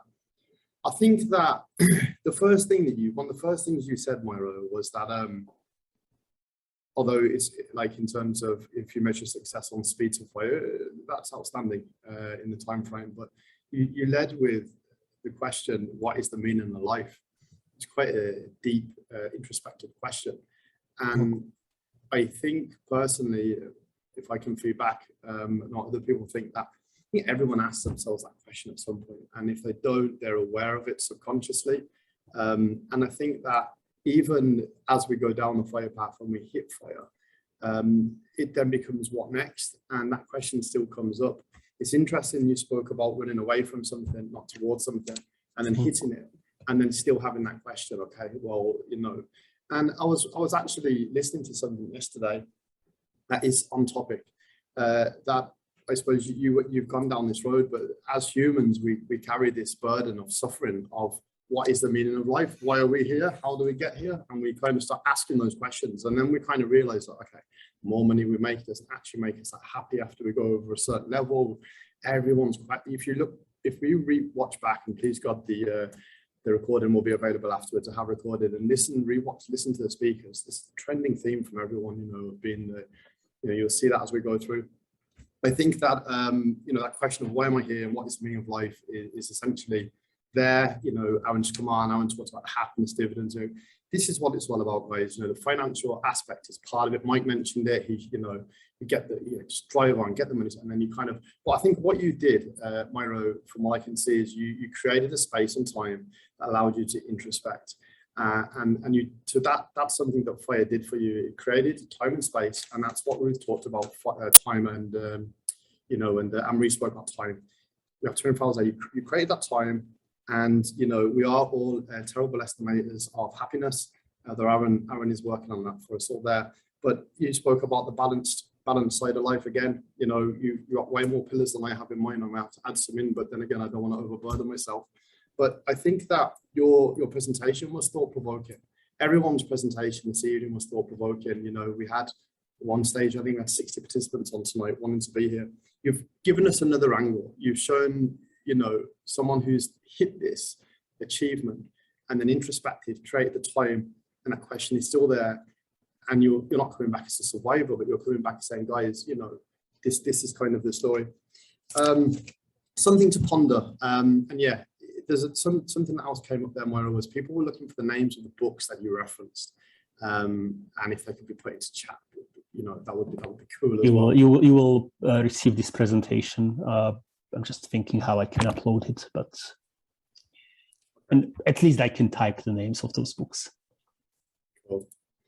All right. Well, yeah, I'll make it available anyway afterwards. So, you know, guys, I'm going to ask one final poll before we conclude. People can drop off, or you can stay on for the kind of informal chat afterwards. We can let our hair down. So I'm going to ping one poll in. I asked everyone last time, how frequently do you want these events? They are popular, and the frequency was 2 to 3 months, and I've gone for 3 months structured.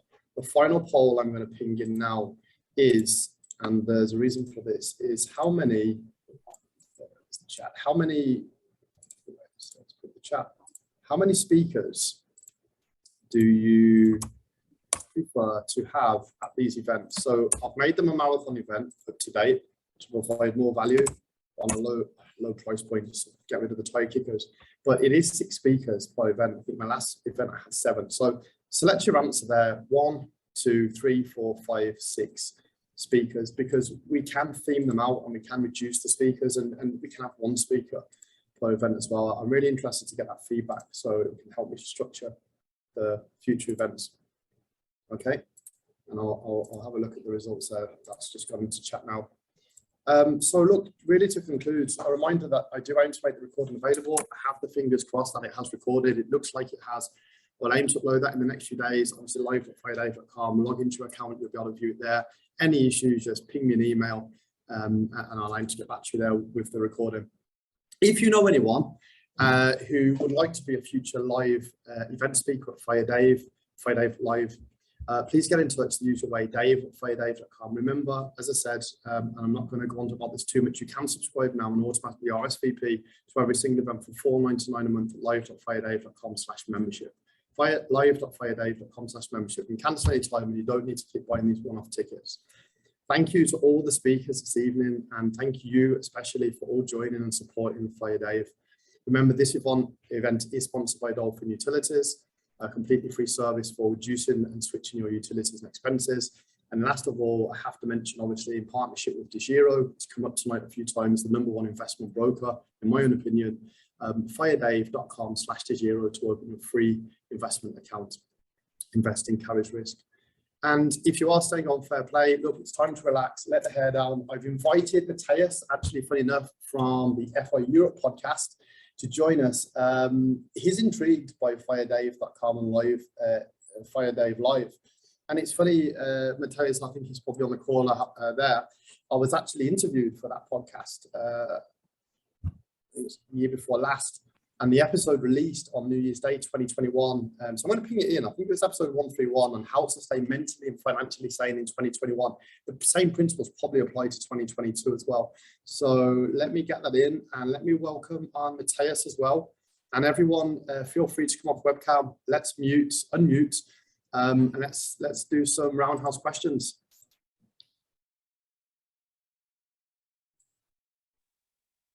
Hey, Alan. Hey, Matt, how are you doing? Hi. Hey, good. Hey, Mike. So it's perfect. So I've got a couple of Yep. questions actually to answer from my presentation. If there's whenever there's a couple of minutes for that, anyway. All right, Mike. Cool. I had a question for you, Michael. What's your wife telling you about having 2 jobs? Yeah, thanks. I had that one to answer. So yeah, thanks, Matthias. Do you know what? I think the financial independence movement is a family movement, and you've got to get buy-in from everybody, kids included. And so if you can, like, I had to sell the fact that this was going to be something that was going to benefit all of us one way or another. So, you know, we had to get everybody on board for it. The second thing there, though, is that, like, 9 to 5 is kind of dead now in many ways. Like with remote work, nobody's sitting at their computer from 9 to 5.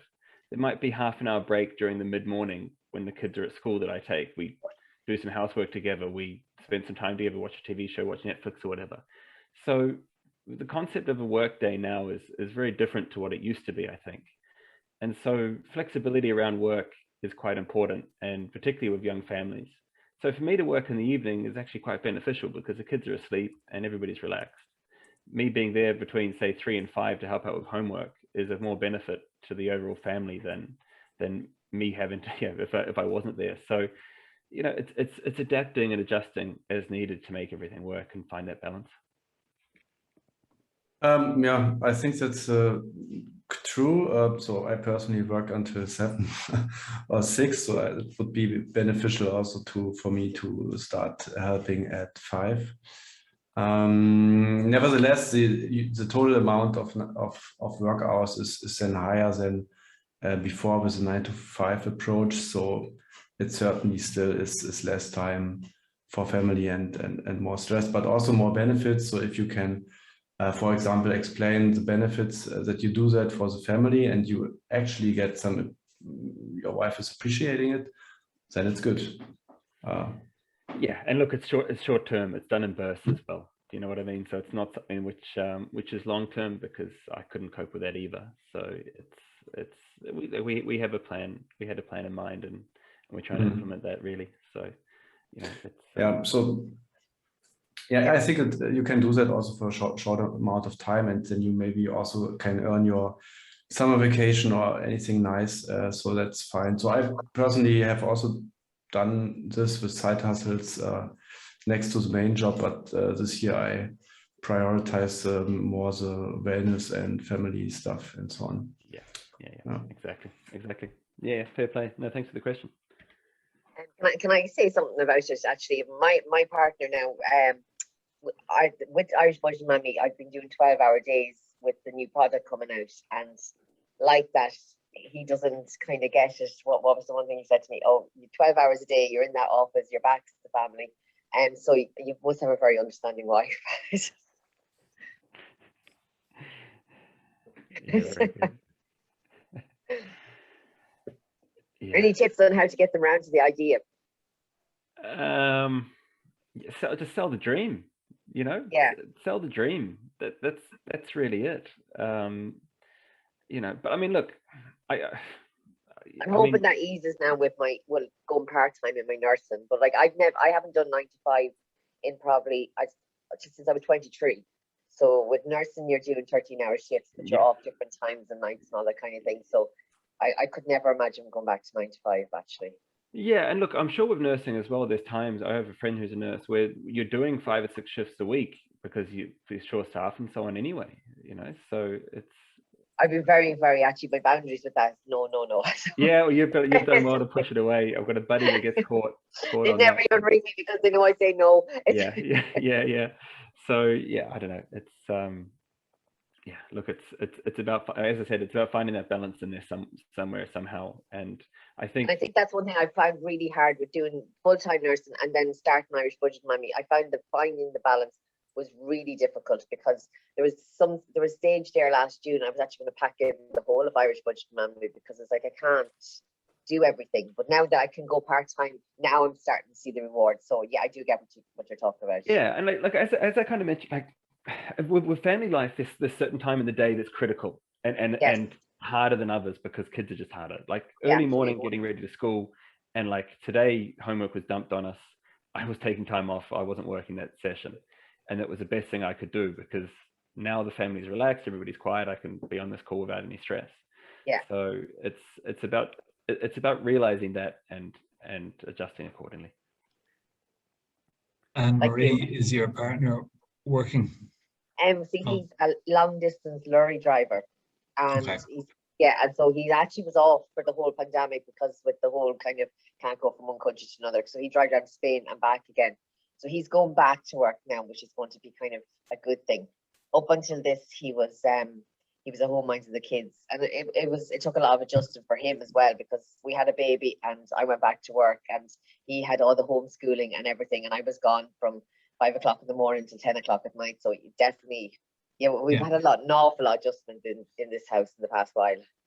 Yeah, I'm only asking because you can sell it to him that if you can turn Irish Budgeting Mammy into enough of an income generator, the two of you can set it up as a limited company. Oh no, he needs to go back to work. I'm trying to push him out the door. I'm like, go back. I was going to say, you could set it up as a limited company. You can both be directors, you can take a salary and you can invest heavily in pension through a company and you can make it very, very efficient very quickly if the income is there. So there is that side of it as well to sell to them potentially.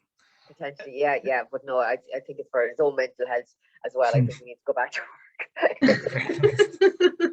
Is that for you or for him, Emery? For both of us. I'm telling you, it's for both of us. It was I think that's the thing. I'm not being male racist here or anything like that, but I just found that he'd do the work on his days and whatever with the children, and then I'd be on my days off, and then he'd be like, oh, my day off. I'm like, no, it's not. Like, we don't, like, it's not like that. And but no days off. That's like, I have no days off now. It's like, so it's just an awful lot of adjustment here between starting the business and the change in work situation with COVID and everything else. So it's definitely massive changes. This is a topic that comes up so much, getting your partner on board with the whole idea. And it's something I think with fire. He's fantastic with fire. He has his own businesses and whatever in different countries because he's a gym, Muay Thai gym and all that kind of stuff in different countries. So he doesn't have to work. So he's actually living fire without having to do anything. But I'm the one here trying to achieve it for myself. So he's very good on getting on board with that, and he's really good at frugal living and all that kind of thing. But definitely for his mental health, he needs to be back on the road.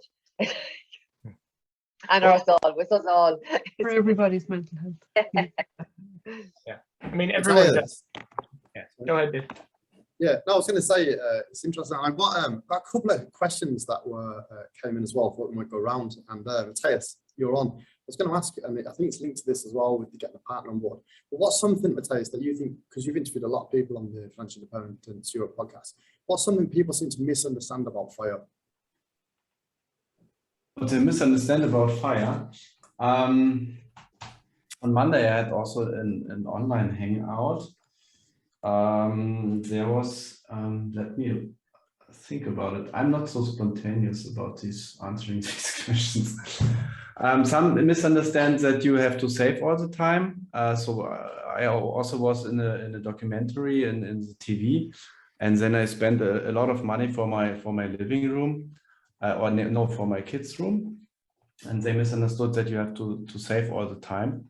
Yeah. So they had a cheap, a very cheap bed before, and we had a couple of cupboards and furniture and so on. And then we had just made a custom-made furniture for 10K. And they thought, oh, that's really such a huge amount of money. But in the end, they maybe misunderstood the business case that you can live longer in this flat, and you can save like 800 to 1,000 euros and so on. And you also, I also like to spend money where it's, as Miro mentioned, or somebody else, where it increases the happiness, and it's kind of increasing the life quality. And I think, you need to know when to spend, so not just to save. So that's, nobody's talking about deliberately spending and knowing where to spend, but just talking about saving. I think the saving part is more important if you are early in your 30s, and then later on you also want to have a little bit of lifestyle inflation, not too much, but just a little bit. That's my point of view. Because I think the media spin it in a different way, and you know, if you look at someone in mustache that came up to my as kind of the, you know, I think I saw there, you know, the headline was how this penny pinching family retired in their 30s. It's like, whoa, it's like straight away this negative connotation of like misunderstanding. And actually, you know, if you look at like Aaron's talking about, good experiences don't actually cost that much money. You know, so I think that's probably a misunderstanding. And maybe it is a case in which selling to them kind of what it means. You've read the book Zero to Die. I think one of the main things in the book is that you can have certain experiences at a certain age. So you have this experience you're talking about that you can have for free, or that don't cost much, like watching the sunset or any surprise.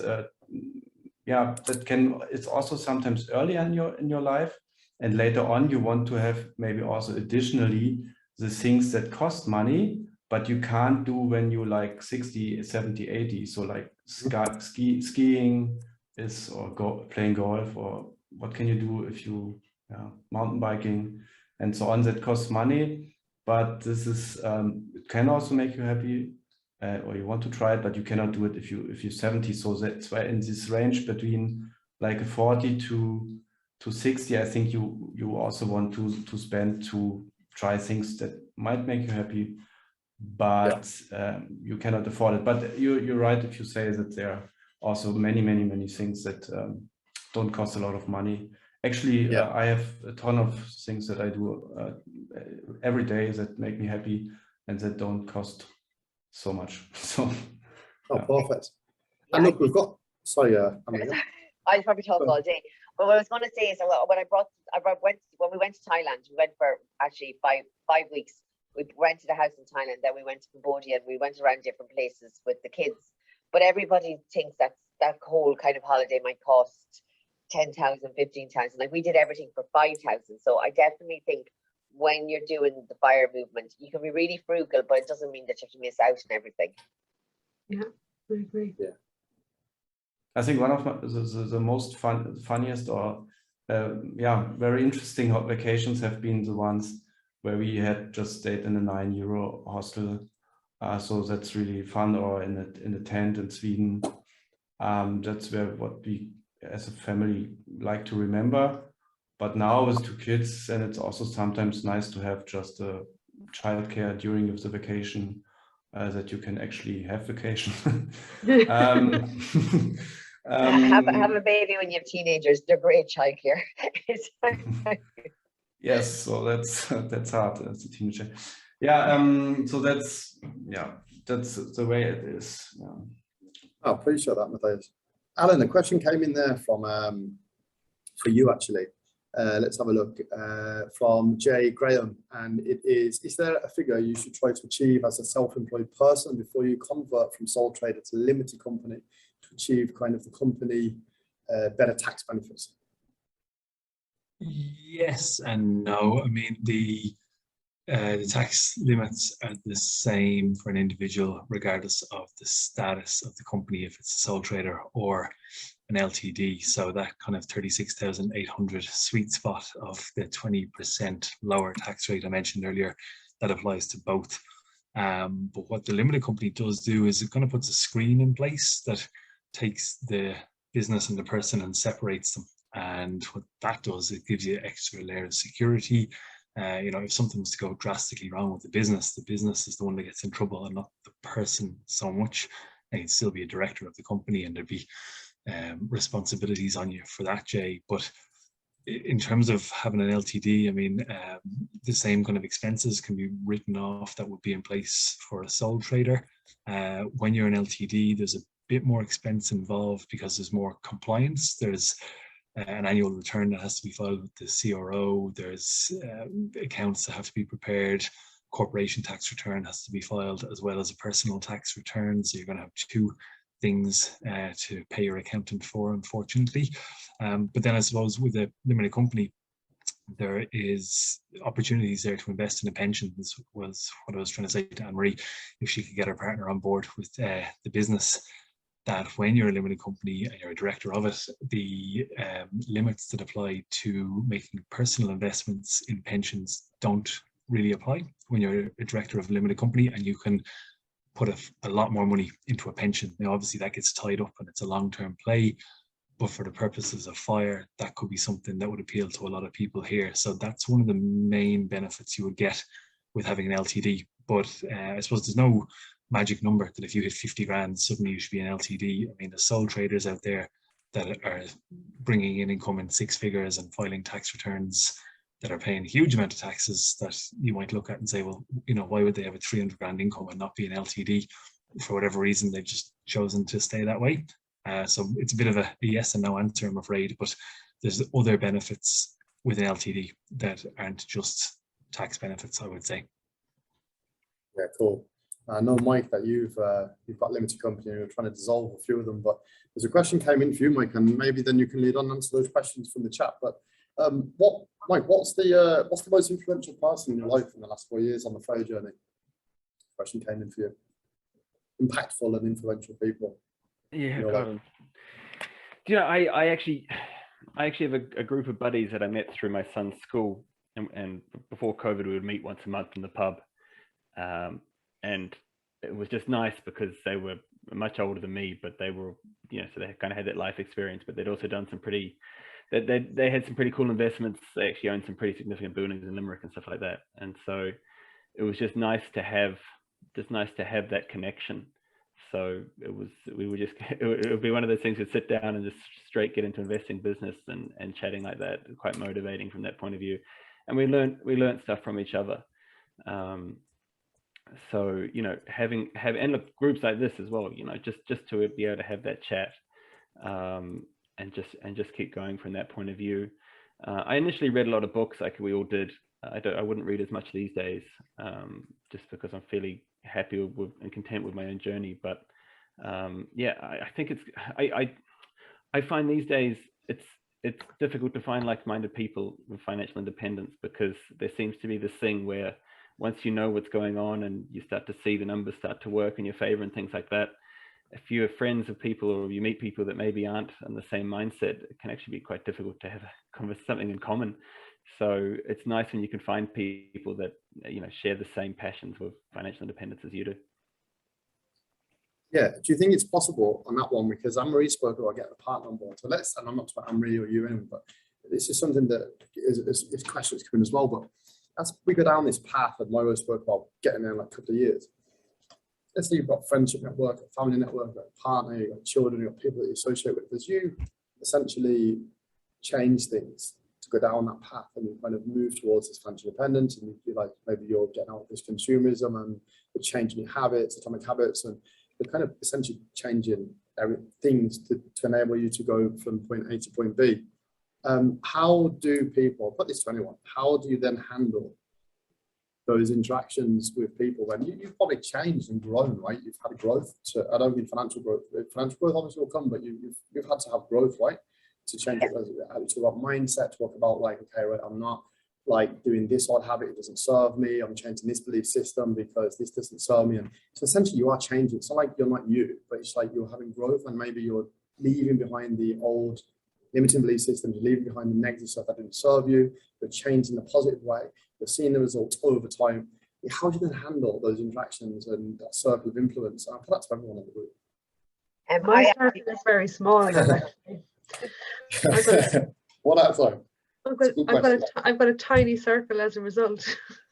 Yes, Ruth, I completely agree with you. I've had friends that literally found it so difficult to have me on Instagram giving out my numbers, and literally it was one of those things where they're actually okay now because Irish Budgeting Mammy's making money. But before this, they were like, oh my God, there you are scrimping and saving, doing this. And I kept saying, no, that's not the mindset of what I'm trying to explain to people. Frugal for me is, I'm not going to waste money in pennies and spend €200 on clothes, but I might like to buy something really nice for myself for €100 down the line. But it definitely was difficult. I actually kept the whole thing quiet. I kept my budget. I didn't tell anyone I wrote the budget book or was up on Amazon or anything for about a year, because people don't feel very comfortable talking about money. And I think that comes back to the whole thing about kind of trying to make Ireland more open about money. They want you to stop talking about it until you're quite successful. And this is how me and Ruth actually got talking one day. Well, the first time we met each other on Instagram or whatever, but she actually was saying about the whole thing about talking about money was making people uncomfortable. And I said, don't worry, I have had the exact same reaction. So I don't kill myself out trying that hard. You know, what I'm doing. And if you're, I mean, if you're in my company and you're uncomfortable with that, well, it's kind of on you. But if you want to talk about it or whatever, I'm a very open person as regards discussing things like that, maybe in a smaller group. But I think, well, maybe it's more of a woman thing. We tend to be people pleasers and we want to kind of get people to like us and agree with our point of view. I just do literally zero of that anymore. So my circle is much smaller than it used to be. It actually makes life a lot simpler. It's a bit like digital minimalism and minimalism for things. It's also minimalism for humans. I've also had the other experience of people that I've been friends with for years who never spoke about money. Start telling me about money. They start telling me, well, this costs this and this. And I would have been never comfortable to go to them. How much did your TV cost? Because they would have went really cagey. Next thing they're telling me, oh, this costs this and this is what this is and blah, blah, blah. So it's had both reactions for me. Yeah. I've had a bit of that too, actually. Are people making excuses in my company when they've spent money on something? And I'm like, I'm not telling anyone what to do. I'm just doing my thing. I'm putting it out there. If you like it, great. If you don't, I don't really care. Like, I don't even notice if you don't like it. But that's funny, actually. Yeah, a lot of that.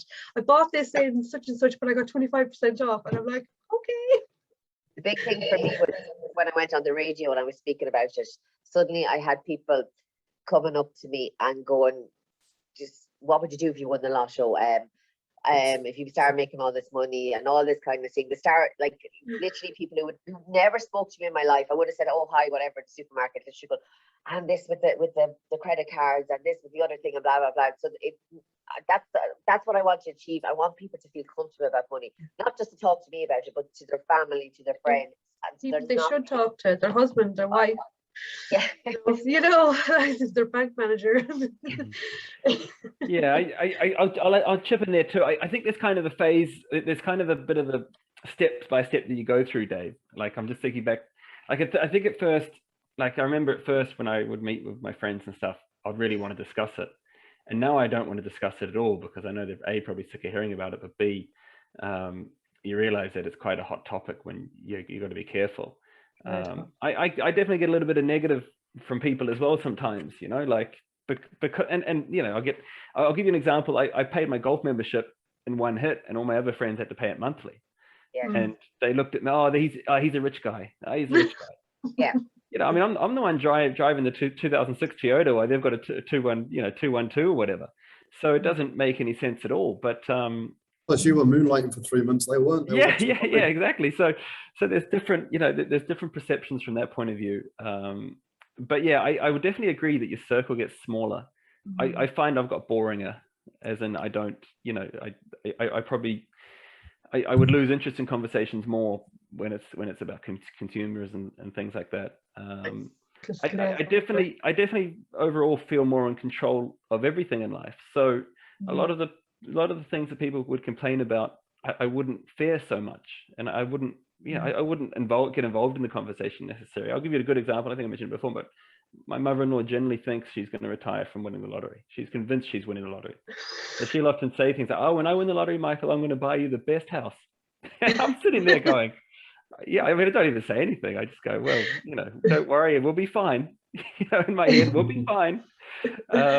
So it's one of these kind of things where, you know, those kind of dreams that people have to probably keep themselves going, you've actually worked out that it's a reality, and you can make it happen for you.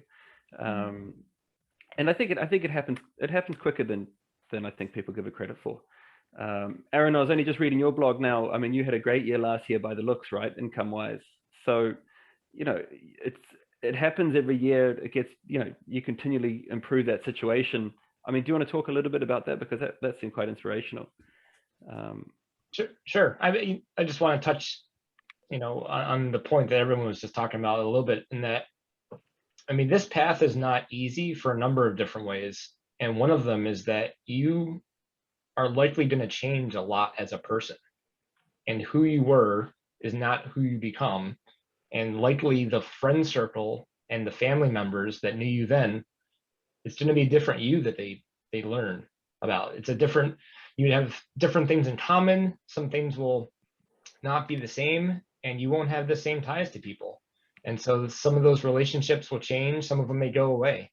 I think that's something that people need to understand. I mean, to walk the FI path, we're all a little bit weird. This isn't financially in a good way, but it's not the norm. You are going against the grain of what is normal for a lot of society. So you just need to be a little bit aware that that's a possibility and a little bit uncomfortable. But that's what, Aaron, that's one thing I'll say is I've had friends where when I was keeping up with the Joneses and I was getting loans, and I've one particular friend, and she always made a lot of money. She asked me, if she'd asked me to go to a spa day, I'd be like, oh yeah, no bother. I could put it on the credit card, all that kind of thing. Holidays, oh yeah, we're going on holidays, but I couldn't afford it. And now when I actually faced it and I explained to her, she couldn't get it. So yeah, I definitely see where you're coming from with the changes, because you do change as a person. Mm-hmm. So on that note, Aaron, managingfi.com, if you had to give your 18-year-old self some advice, what would it be? Ooh, 18-year-old self. I mean, like most of us, I didn't learn much about money. So I think just trying to understand some financial basics and try and become more comfortable with myself sooner. I mean, it's hard as a teenager. We all look for acceptance around us, but that usually leads from our teenage years. I feel like that leads you right into your 20s. And that's where what does everyone have around me about what is success, and having to show that I'm successful. And I think one of the big things for me would be, don't try and show your success. You don't have to show off to prove that you've made it, so to speak. Just be comfortable in who you are and what makes you happy, and everything else will take care of the rest. Yeah, happiness is an inside job, right? Yep. Wealth is what you don't see, right? Exactly. All right. Well, then look, I know, Mike, you're going to answer a few questions. And keep it informal for a bit longer then. I had one for you, Matthias, right? And maybe Ruth, which is on the fire path, okay? What do you see as the main barriers right now for both of you? For who wants to go? For me, I'm moving to the UK, so it's kind of like I'm in the process of building a passive online income for myself, whereas I'm not investing yet because I'm currently a single parent, but I will be in a 2-parent household. Effectively, I'll be getting married, so everything is changing in the next 6 months. So it's not really a barrier; it's just an acceptance that for this next 6 months, it's literally I'm going to be stuck to this computer creating an income, and then I don't know. Are there any barriers? It's all in your mind, isn't it? I don't know. 100%. It's really hard to find any Ruth, you are unstoppable, maybe. So there are no barriers. You're unstoppable, Matthias, are you? If it's in your own, I'm you're also- feeling good. So I have just checked my bank account, so it doesn't look that I'm unstoppable. Yeah, I think but the barrier is that I don't want to be a manager or want to do from a career perspective that I want to go all up in the company, and then because I then have to work even more hours, like 3 hours more, so until 10 or 12. So that's why that could stop me a bit. And also we have, because I started a little bit later with my fire journey, because I was living in Berlin, and the priority in Berlin is to go to concerts and have a drink with friends. So I started a little bit later when I went to Cologne. That's why, and now if you're later in your 30s, then you also want a little bit of comfort, and you want to have a better vacation because you don't want to take care of the kids all the time, or you don't want to be where you don't want to be. So there's a little bit of lifestyle inflation. My wife asked me, and she really asked me if we want to have a car this year. So we never had a car. So I had a car in 2003, the last time. So that was the lifestyle inflation. I would say lifestyle inflation, and not wanting to kind of overwork or going up in the career ladder. That could be the barriers. And maybe maybe crypto's also going to zero. That could also be. That could Don't also say be. that. Yeah. It's scary. Okay. It's not happening. I don't think so. Cool. Well, look, the poll results are in there, and it looks like people are opting for four speakers per event going forward, which I think makes sense. 6 is definitely a marathon event, and it's quite long. Dave, what is your barrier to financial independence currently? My barrier to financial independence. Well, I don't think I have one, because I'm quite young, so like if I mess up, I can redo it probably twice. Like I've probably got age on my side, so I'm quite lucky in that sense. But at the same time, you don't know what's going to happen. So my barrier would probably be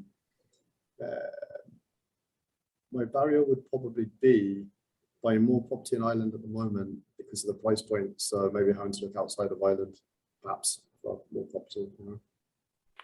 Can I ask a question on that, Dave? Yeah. I often feel like I'm a minority on this, but I don't understand as an investor how Irish property is how you're seeing it as overvalued. And I know there's a supply issue, but is it just a deposit, or is it? No. I think I would buy property all day long in Ireland because I can't see it going down. I can only see it going up. And there is property. I'm just saying that the time it takes to acquire property is quite a long time. And I think there's a shortage of property available in Ireland. First of all, I think we can all agree on that. It's hard. I mean, we've been looking ourselves, and we're looking to bid on a pretty rubbishy old house, but there's not much else around. It's not exactly. in Ireland. It's also in Germany that the prices are kind of up, and you might be able to make a profit if you take an old house and put in your own work hours. Yeah, possibly, but there's still 7 or 8% yields in property. So property's still doable. There's one in the group the other day. Property's still doable. I think, maybe that was a bit of a cop-out answer. Property. It was easier a few years ago to buy an island, but I think that yeah, it's it's a shame, but a lot, like, you know what's going on in the news. We discuss this all the time, I suppose, through the group, but it's there's a shortage. It's more expensive to build. Rents are super high, you know, so getting into the market, I suppose, because when I've been looking at property, people are outbidding each other before they're bidding without looking and visiting the property. Prices are higher. I suppose borrowing's maybe harder. You know, it's just, it's not as easy to access. It's still people access it. It's still buy property. It's just not as easy. I've noticed the auctioneers are getting. I've noticed the auctioneers are getting far stricter on people just being able to put a deposit over the phone or whatever. Like every time I put a deposit, and they're actually asking for proof now, which they never did previously. You know, so there is improvements being made. But yeah. Well, there's not really a barrier. I think that. I know what you mean though, Dave. Putting a deposit together is hard work, no matter, especially at 30%. I think they're, especially if you're buying in Dublin now. I was working in Dublin for the last couple of years, and a lot of the nurses were buying houses during the whole kind of lockdown. They saved big deposits. Literally, the houses were going. The sale prices will be 230,000. They'd put in their bid, whatever. The houses were going about 80,000 more than the actual prices. So I do think at the moment, I don't see it kind of slowing down. I don't think it's what's going to happen that happened before. My house, I built for 145,000. I got it valued in the boom, and it was up to 500,000. Now I got valued last year, and it's still only 230,000. So it's you know, it's that's a huge kind of change in prices. I think it's what you make out of it, because you can, if you are able to buy cheaper and you can increase the value of the property, then it might also be profitable. My house for life. That's the one thing with my house. So like, it doesn't matter to me, but for other people, like, I don't think things have come back to kind of that level. But it's just things are going very fast. Things are going fast. Yeah, my concern is more around the rental market. I think the rental market has become unsustainable. Insane. In many ways. Do you know what I mean? Like I couldn't afford to rent now. So what does that say about other people who, you know, who are much younger than me and starting out? And it's dead money every month, and it's super. But I even look at the places that I'm looking to buy, and I think I don't, like, you know, they say, oh, you'll get this rent for it. I'm thinking, why would it, you know, that's unfair on anybody. So it's about finding, I look at it like, right, what is the fair rent for this property, as in what should it be renting for, and factor that in when I look at the numbers, you know. Well, I'll give you an example. You'll get a lot of landlords who are paying half of that straight over to the revenue. So there's. Well, I mean, I will be too. So, yeah. That's what drives. So landlord wants €1,000 a month. He has to charge 2,000. Yeah, correct. Like, and there's, like, that could be fixed overnight if there was any will correct. to do it. Oh yeah, oh jeepers. And look, there's so many things that could be fixed. No, they could, but like, there was something recently I saw. It's 83% of landlords in this country have either 1 or 2 rental properties. So what does that tell you? They're accidental, or they don't really want to be engaged in this. Yeah. And look, 17% are it's completely unsustainable. The number of people with 4 or more is super low, and then it just like scales. One of my friends, actually, she had a house in Dublin, and she had a house down here. She had to give the house down here back to the bank because they couldn't afford the mortgage and everything else. So she was renting. Then she couldn't get family income supplement because her rent was so big, but like she said, the rent was just covering the cost of the house. So yeah, I totally understand what Alan's kind of saying, but it's madness in the sense that my house is worth 230,000. The mortgage is €500, but yet there's a county council house up for rent down the road. It's not with the council anymore, but it's a tiny little house, and it's been rented out for €900. So it's just two sides. Yeah, I know. But you're bang on, Ellen, on the tax thing, and that's exactly why that has happened too. So. Yeah, I'm conscious. Aaron's going to drop anyway, and this is Irish related. So Aaron, can I just say thanks for joining, and I know you're at EST time, so thanks a million for coming on. We really appreciate it. No worries. Thanks so much. It's nice to chat with you and hear you also. We'll catch up with you soon. Okay. Cheers, Aaron. Bye. Bye. Bye. Yeah, what's your main obstacle, Mike, at the moment to hitting fire? You're going to hit it anyway. Like, even if you did nothing, you'll probably just hit it, right? Yeah, like, I have a problem of internal conflict all the time, right? So like, do I keep working hard and investing as much as I can? Do I slow down? So I'm constantly in this mindset of, you know, what's the rush? What's the rush one day? And then the next day is, well, keep going. Come on, keep going. Another 4 years of this, you'll get there. And so it becomes quite difficult because you're constantly in two minds about, you know, about it. And it's also I find it very difficult to say no to opportunities as well. So, you know, you're constantly getting hit with new opportunities that come up work-wise. And it is difficult to say no to. And then when you find when you say, oh, look, I'm not available, someone will come along and say, oh, look, well, you know, we've got a good budget for this, or, you know, oh, we'll wait or whatever. So I just find that day to day, it's difficult to find that balance. It's difficult to say, you know, I think to be able to slow down is a great asset to have if you can do that and look at the long run picture more. And I think I struggled to do that at times, you know. So it's very hard to do nothing, isn't it, actually, long term? It is. I think as humans, we always feel like we need to be improving. So Ruth has been experimenting with that all the way through Well, Christmas. you know, I thought about a conversation afterwards, the digital minimalism over Christmas, and you said to me, what do you do with your free time? And I was like, free time? What is free time? I was like, I don't know. I don't have any free time because I'm always doing something. Yeah, I'm constantly doing courses. I'm constantly learning something new. I'm constantly updating my website or learning about keyword research or SEO or whatever.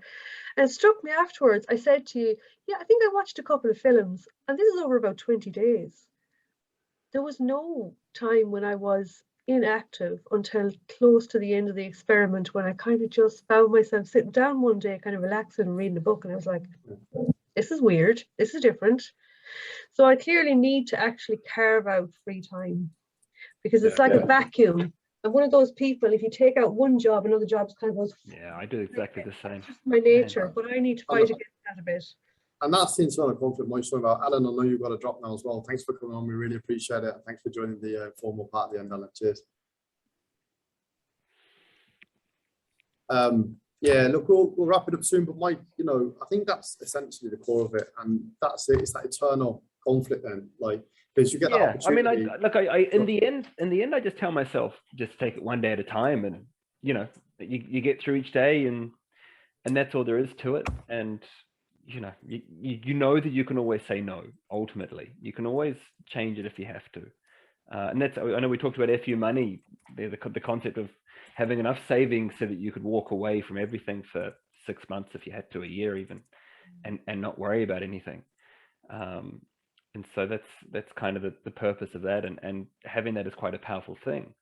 And I think as well, when you know that it's optional, you know, that's why sometimes having a second job is a strange thing. It's completely optional, or a second project or whatever. It's on you. It's you're making that decision whether you go and do that or not. So that does somewhat make it easier, you know. It does. No, 100%. Matthias, you came in. Tell everyone about this 2022 financial retreat, dual swimming pool, Spanish villa. I'm going to paste it into chat there. Explain about this to everybody. Oh, I also pasted it. I'm not affiliated. This is just. It's not affiliated, yeah. It's basically what is it?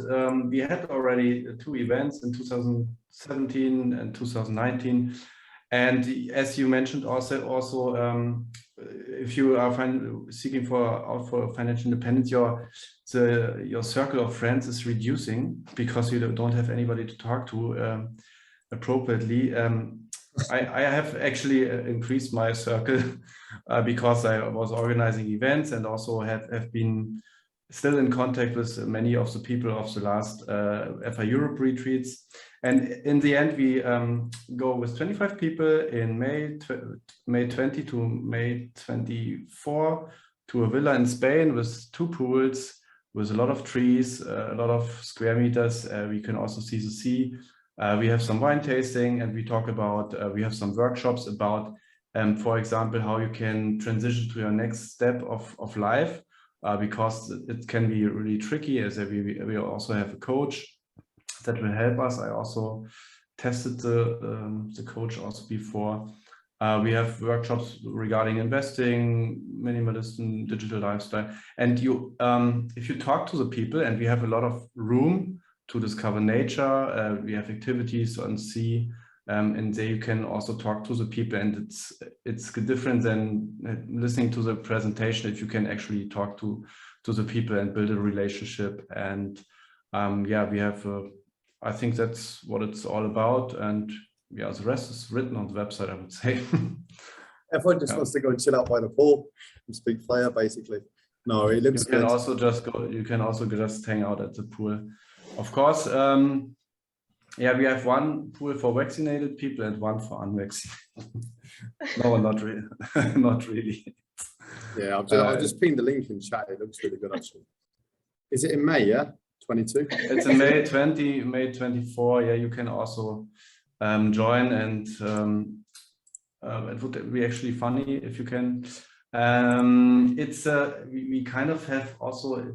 It's not really frugal to come. Because it costs money, so in the end, it's cheaper maybe to go to online thingy. But I think you can build better relationships also offline, and it's just I think the last times have been really great, and so I hope this one will also be good. Yeah, I appreciate it. All right, guys, if that's okay, everyone, it's 9:30. We're going to wrap it up. Just going to thank everyone so much again for joining. It's 10:30. We don't want to put Berlin? our morning routine. Where are you, Matthias? Berlin, yeah? Cologne. CET. Okay. Guys, Okay, thanks see a you. million for joining. And I'll aim to get the recording out. So have a good evening, and Happy New Year to everyone as well, 2022. Bye-bye. Thanks, Dave. Well done. Bye. Thanks, guys. Bye-bye.